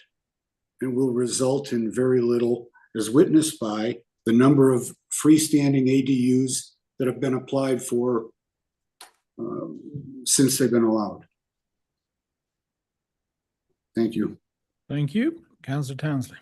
One last comment I would make is that I think, especially the stuff that you put together in March, you looked at some larger towns And I think if we were in a larger town where there was a lot more opportunity for people to do these, especially freestanding, then this would make more sense.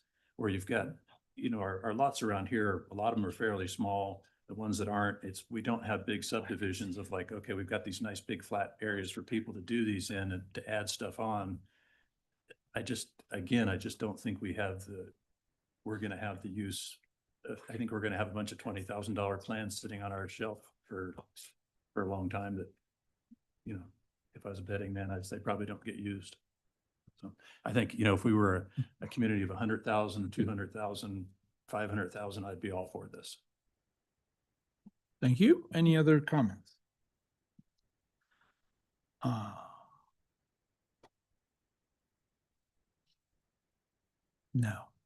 No, I just lost my train of thought. I hate it when that happens. It's an age thing. Yeah. Okay, I guess I'll have to let it go. No, I'm not gonna let it go. Yeah, I'm gonna let it go. I can't do it. Okay, it's one of those days. I guess if I see no more comments, I will call for the question.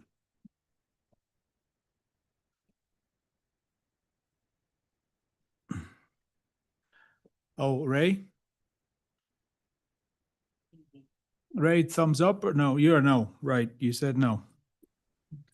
I said I couldn't support it. I didn't vote yet. Okay. So Thumbs up or thumbs down? Would you like to vote? Do you want, I've still got Watkins' screen in front of me, so yeah. If you can see my thumb, then. No, I cannot. Okay. Little further in front of your face. There you go. Perfect. Perfect. Thank you.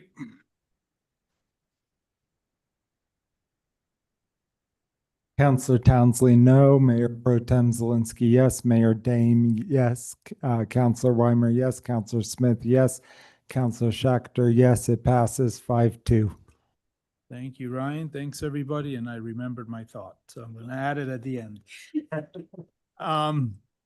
I supported this because I think it could make a difference, and we are supporting other endeavors with 2C money and all that kind of stuff. So I think a little bit of money on our end for this is just another feather in the cap to move this forward.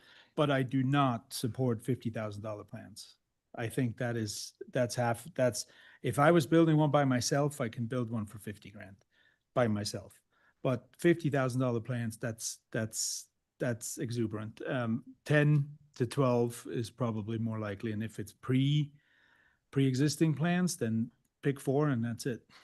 Or 5. That's my suggestion of where this should go. And I should have said that before the motion, but I said it now. So thank you, Watkins. Thanks, everyone. Moving on to project updates. Ryan Gordon. Good evening, Council. Ryan Gordon, City Engineer. I do not have a presentation for you tonight, but I'm going to run through all of our active projects, starting with 6th Street North Landing. Wrapping up pretty much most of everything on 6th Street. Most of the landscaping has been completed. All the concrete has been completed. The one thing on 6th Street that we're working on currently to get installed is to put the rapid flash beacons. You may recall the city purchased them on our own. They arrived late last week, early this week, and Gould is digging the foundations. Those should be up here in the next little bit. So those are 3 on 6th Street. So the leg by Village Inn, by Mavericks, and then again crossing 6th Street. Work right now in the area is in the North Landing part predominantly, which is pouring concrete for the walking paths. Upcoming activities is going to be pouring for the foundations for the shade sail and the pergola in the bathroom. Things are slowing down pretty rapidly, given that the amount of heavy work is wrapping up. So we're kind of waiting for those specialty subs, the pergola and the sade sail. It's a tough one. They're going to do their own foundation, so we're waiting for them to come in sometime in September. We are finalizing and getting set up for the lights, which will be coming in the next couple months. So that's what's kind of going on 6th Street North Landing. Blake Phase 2 is still under progress. So We got all of the major utility work in, except for about 300 linear feet of storm on 23rd Street. That's going to be happening both this week and wrapping up next week. The contractor is working to start the demo and then start the curb, gutter, and sidewalk on 23rd Street. The curb and gutter and sidewalk on Blake Avenue between 21st and 23rd has been complete. A gas line is, as you may recall from the last update, was discovered to be relatively shallow. So that gas line is being lowered. That work is happening now and should happen through the next 2 weeks, wrapping up in the end of part of August. Following on to that, we're looking to do paving sometime in early to mid-September. Then we'll be more or less wrapped up. So we are looking to be actually ahead of schedule on Blake. Things are looking great out there. Red Mountain North. We're done with everything except for paving. Right now, paving is scheduled for August 21st and 22nd. Again, looking real good. That project has been pretty successful. So looking just to wrap it up and be complete out there. One project you may see going on now that has some level of impact is on Grand Avenue. We're currently replacing some curb and gutter between 8th Street and 11th Street. These are some curb and gutters that have been dilapidated for years. We are replacing them. Right now, we're working on the southbound of Grand Avenue. Today, I saw that they were pouring out in front of the Vaudeville. They get a little bit as you move towards the south. They'll be flipping over and doing the north side. They have a permit, right? The permit says you can't shut down a lane between, I think it's 9 a.m. and 3 p.m. They're doing a really good job of only taking parking spaces. And I say only because it's better than blocking traffic. They will be taking a lane of traffic when they're either pouring concrete or removing debris, concrete as needed. That is progressing really, really well, and they should be done in the next couple weeks. So that's a quick rundown of active city projects. So I think I'll stop there real quick just for a break before I jump on to Southbridge. Okay, thank you. Any questions about what's ongoing? Councilor Smith. Just a quick thank you on 6th Street and North Landing. Besides doing lots of creative design and redesign, the staging of that was also equally creative. That whole idea of having a concentrated closure and get it over with on 6th Street itself, I thought was a smart move. Seemed to be appealing to the local businesses. But similarly, the managers and the contractors being able to keep the Grand Avenue Bicycle Pedestrian Bridge open through all of this, where it'd be really tempting to kind of take that as some staging space. I know probably crimped the style of some big machinery, but it was a really good move. So thank you for that. Thank you. Councilor Townsley. Yeah, I just want to say I've been approached by a lot of people that really think it came out nicely over there. A couple of people have said, well, it's kind of tight in there for driving. And what I've heard is that's also slows down traffic in there, and that was part of the process. But just a lot of positive feedback for it. Well, appreciate you. Now, I would second that. The project's come out real nice, and we hope to keep that way. And I think they've seen a lot of people visit the area, so I think there's a lot of encouraging after effects of the construction. I drove it the first time last week, believe it or not. Actually, it was this week, Tuesday, and the outdoor activity, the bikes outside, and the Annie's Cafe is outside, and everybody's outside. I thought it was absolutely phenomenal. What we did, it worked out really well. Thank you. I did have one question on it. Sure. As you continue on down 6, and I think I'd asked you about this once long ago. There's I think 3 brick paths that go across from Hotel Colorado or the parking lot that go over to the pool side. And they're all in like really bad disrepair. Like the bricks, they're probably 6 feet wide. Those kind of octagonal bricks with a little square piece that comes up.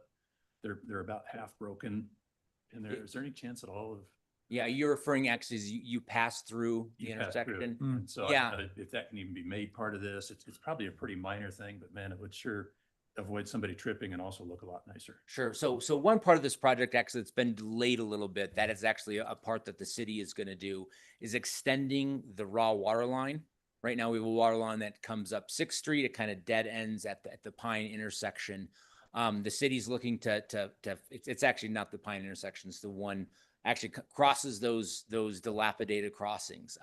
Those would be under the next phase, so to speak. City Public Works is doing that, and given all the activity, we decided to kind of wait until things sort of settle down before we jump in there and do that. But that was part of our next phase, so to speak, of the project, of getting that raw water line extended and connected. And then again, we would be replacing those crossings. So, yeah. Thank you. Sorry to interrupt you, Dave. I was all excited about that. About 6th Street, so, yeah, it does. Okay, you want to move on to the big one? With moving on to Southbridge, yes. Yeah. So the big question is, where's the grant? Well, we actually have some movement on the big federal grant. Wow. It seems like we've moved from one pile to another. We still, I don't think we'll ever get a true confirmation, but I think we're there ready to sign up for the grant.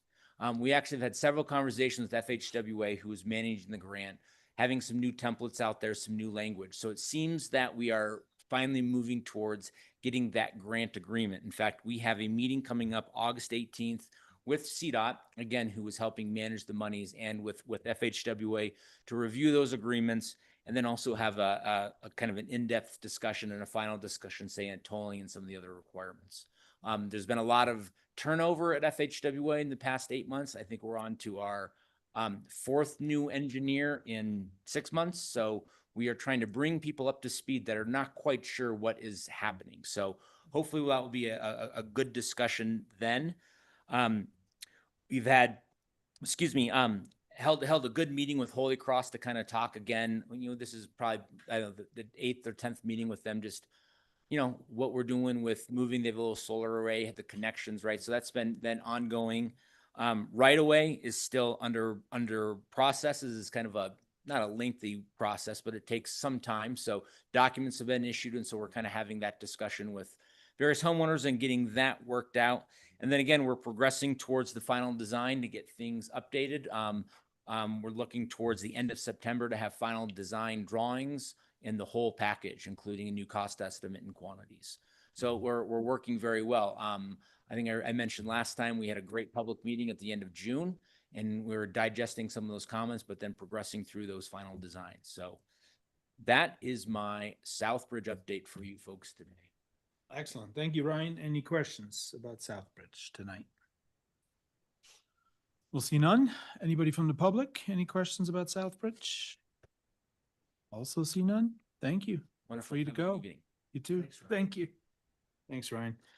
Okay, moving on. Item 16, Resolution 2025-15, adopting the Comprehensive Safety Action Plan. Lee, good evening.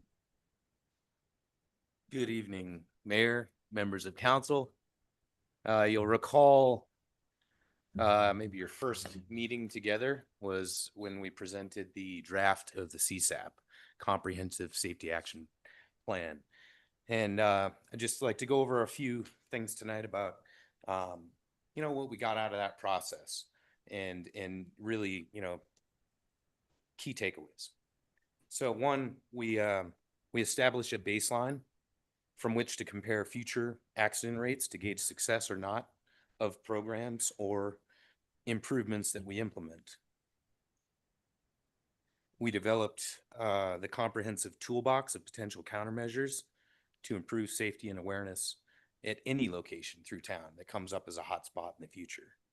And really, one of the biggest things we got out of this was how we formed partnerships with all our local partners, such as CDOT, Roaring Fork School District, RAFTA, project stakeholders, and most importantly, many citizens came out and shared their input, gave feedback, and that was really appreciated by the whole project team.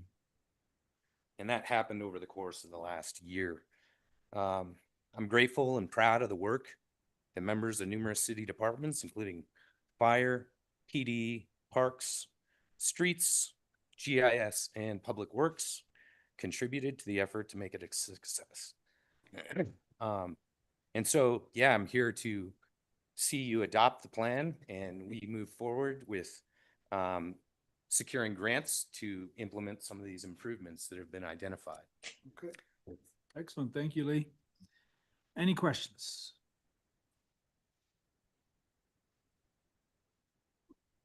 We'll see none. Maybe Councillor Smith? I'm moving on to the next chapter whenever you're ready. Oh, okay, right. We'll do that in a second. Oh God, here goes that train of thought again. This is terrible. This is terrible tonight. It's one of those, I know, it's one of those days. No, and then that keeps me sharp if I try to remember it, you know. I'll think of it later.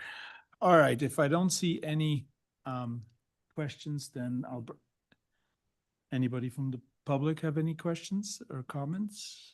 We'll see none. Thank you. Bring it back to council. Entertaining a motion, resolution 2025-15, adopting the CSAP. Yep, CSAP. Councillor Smith. Thank you. I appreciate the opportunity to move City Council's approval and adoption of the Comprehensive Safety Action Plan with a deliberately added proviso. I'll be glad to explain more details of my enthusiasm for this plan and the purpose of the proviso as we get into the discussion phase. And also before I actually move, I want to be sure what I'm moving. I think it's supposed to be resolution 2025-15. There's a different number on the attachment in the council packet. So I want to say the right number at the right time. Okay. I would hope the agenda is the correct number. Yeah. I would hope, yeah. Yeah, the actual document says 2024-38, so that just needs to be fixed. So in that case, I move approval of resolution 2025-15, adopting the Comprehensive Safety Action Plan final report, provided selection and implementation of any specific countermeasures, strategies, and actions described in that plan shall be made in close consultation with City of Glenwood Springs Public Works Department and Parks and Recreation Department to ensure consistent and effective maintenance of safety installations. Thank you. I would like to second that. And I will make note of what Councillor Smith noticed. In the attachment, it says 2025-38. Yeah, So- copied over from an old resolution. That's what we thought. That's what we Yeah. thought. Small typo, so It's Scrivener's there. perfect. Okay, thank you. We have a motion and a second. Any discussion? Start with Councillor Townsend. I think he's, the thought that he's added onto there, I really am in favor of that. If we're putting things out there safety wise, as far as signage, the things that they put in the street, if we're doing different materials and whatnot, anything we can do to always look at that and make sure that it's gonna got the most long lasting bang for our buck. Really, really agree with that. Okay, thank you. Anybody else? Is that you, Aaron? Oh, No, you're done. Okay, and David's done. Yep, I got you here. Councillor Schachter. Two things. One would be a question, Lee. As, again, these are guiding documents. I don't know the timeline, but how would at this point, how does like tier one, how does that fit into our whole budget process? How does implementation of this plan fit in with budget and where? So a couple of things. We'll talk maybe a little bit about it during this budget cycle, but it may be something that we need to bring in front of you guys for a supplemental amendment when we're ready to go forward. And the second one, I'm for the plan. I just wonder, with due respect to Councillor Smith and Councillor Townsley, this is a high-level document with an action plan involved. Is that proviso micromanaging? Isn't that the job of our staff and departments anyway, without that proviso? I don't think it's micromanaging, but yes, it would always be our intention to endeavor to, work closely together. Thank you. Councillor Smith. Glad to explain that to hopefully help with Councillor Schachter's questions and otherwise. My enthusiasm for supporting this package, this safety action plan and its final report kind of comes in several chunks. One comes from the fact that I worked actively on the development of the plan, both long before I joined the city council and since. I was a member of the community advisory committee to the design project process as a civilian on behalf of bicycle advocates.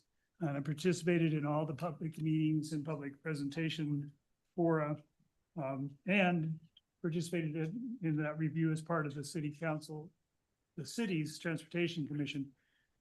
The transportation commission itself did good work on this, and I'm feeling like I'm honoring their involvement by supporting this proposal, because they ended up with some refinements and some comments to endorse it. I've kind of developed a baseline skepticism about transportation consultants and paying them. But in this instance, that skepticism got kind of scrubbed, or at least diminished. The particular contractor was very thorough in their knowledge and the expertise of their staff members, and in their research to examples from other parts of the country, and in just basic standard federal and state guideline booklets. So they were very flexible about working from draft design to final design and actually listening to comments. That happened in large part because for the kind of the same reason I'm sometimes skeptical about contractors, is that we got such jolly good staff right here. Why do we need to go pay other people? Sometimes the combination works really well, and in this case it did. And again, because we have jolly good staff and the kind of leadership that engineering and public works put into this process in helping the out-of-town consultants understand what really goes on here. Indeed, one of the consultants subcontractors is a local, in addition to our own staff. So it was a really nice team, and that gave me some confidence. And I just think that in general, the engineering and public works staff who worked on this and who will work on this are well suited and have the skills to make this thing work. I expect that the city's transportation and engineer and I will continue to go round and round over whether bicycle pavement markings called sharrows are something that is useful or dangerous. But otherwise, we are on a mutual beam, and I have great hopes for prompt and thoughtful implementation of this. As to the proviso, this plan includes a diverse menu, basically, of imaginative safety measures and installations, most of which are likely to be effective in Glenwood Springs. Some of the measures proposed are not really appropriate for a town this size, and a handful are just plain ineffective affectations. But they are the small minority. The bigger menu is something that I think is really going to be useful, especially if we apply local considerations as kind of the on-the-fly criteria to which ones we pick from that larger menu. A primary and basic consideration is the one we attempt to capture in this proviso. That is, that the city should choose and implement facilities and pavement markings and indicators only if they can be properly maintained so that they consistently and continue to function well. This is sometimes about paint color. This is sometimes about response from users. That's the kind of thing that, yes, the staff is going to be good at already, and we really could turn it over to them. I just wanted to express that combination of confidence in the staff, and that the whole spectrum of staff in all three divisions and departments talk to each other, not only about what looks cool today, but what is going to continue, something that we can afford to maintain properly. So I thank the council for carefully considering this approach. I heartily commend the comprehensive safety action plan for the council's approval. Thank you. Thank you, Councilor Smith. Anybody else? Well, I remember my thought, but I'm not sure it matters anymore. So It's all good. Remembered it now. I know, isn't that great? I actually remember, actually, I want to say it. You mentioned grants. We're going to implement, and that goes back to Councillor Schachter's comment, how are we going to pay for this? Your intention is to go after as much money as possible to implement some of the hotspots even at this point? Right. Okay, and with That's a right. local match, I assume. There would be local matches usually with many of these grants. And once we take care of the hotspots, I assume there's new hotspots that will pop up that are not in this plan. What do we do then? Adjust the plan? Living document kind of thing? It is a living document. It's something we're gonna update, on a 5-year basis, 5 basically. years? But we're gonna give yearly updates as far as, how we're doing. Okay. So that's, part of the requirement of the grant for the planning process is Was to that. follow up with. Okay. Excellent. Sounds great. So with that, I'll call the question.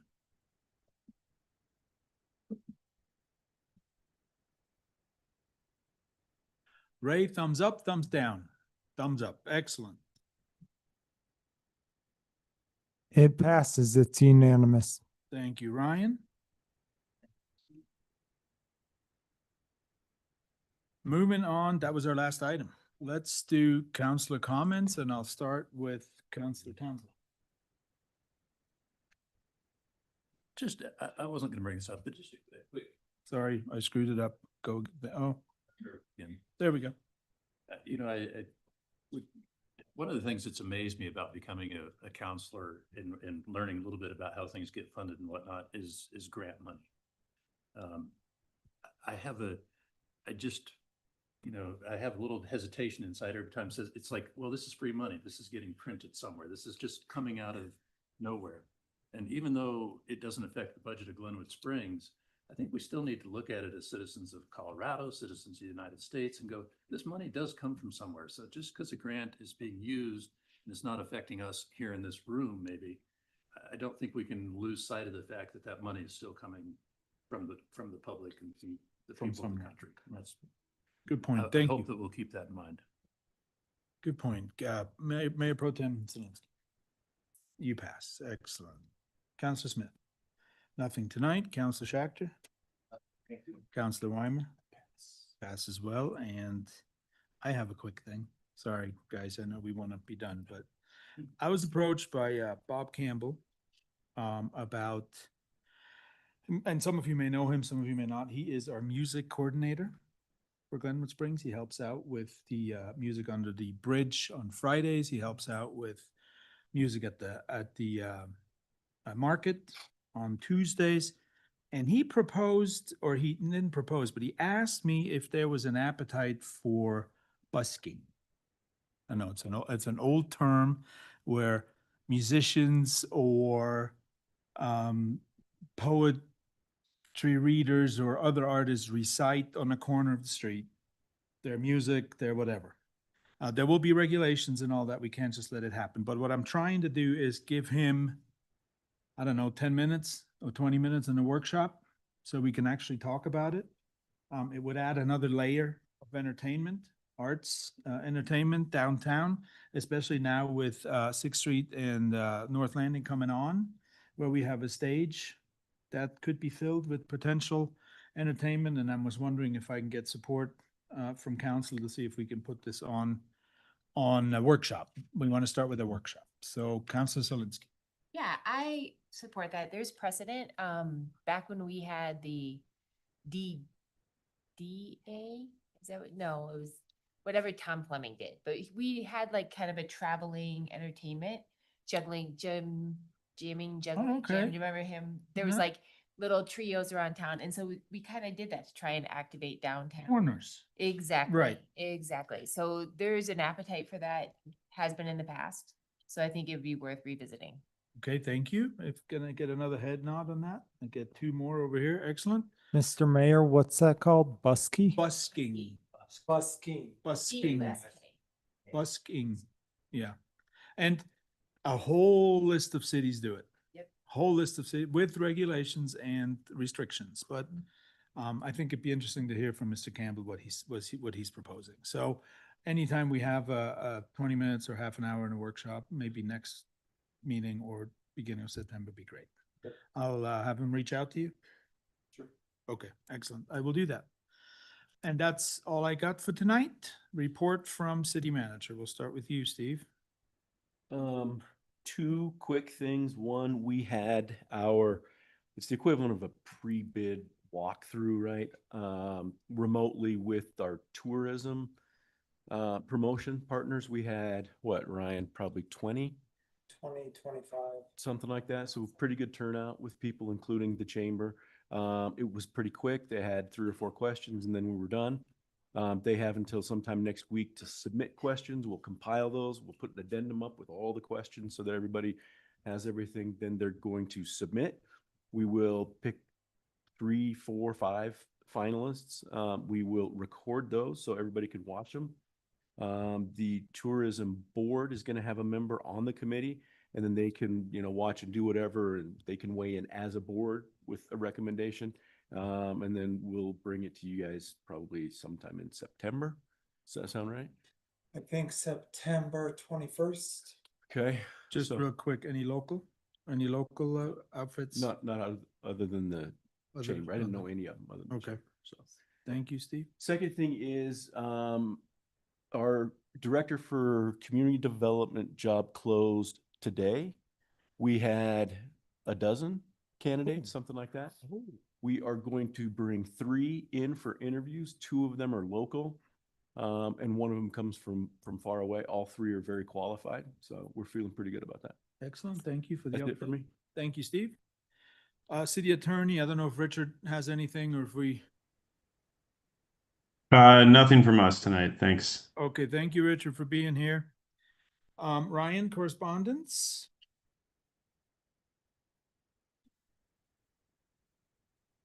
Yes, we had 2 thank you letters to the city for FAB grants, one from the Kiwanis Club and one from the Home Care and Hospice. Thank you. Our letters, incoming letters. And moving on to social event announcement. Yeah, I think we're going to convene at our usual location at Doc Holidays. Sounds great. Thank you, Mayor Pro Tem. And with that, I'm entertaining a motion to adjourn. You can definitely do that. I'd like to move to adjourn this meeting. Thank you. Looking for a second. And Councilor Townsley? Second that. Motion and second. All in favor, say aye. Thumbs up. Excellent. This meeting is adjourned. Thanks, everyone. Have a good night.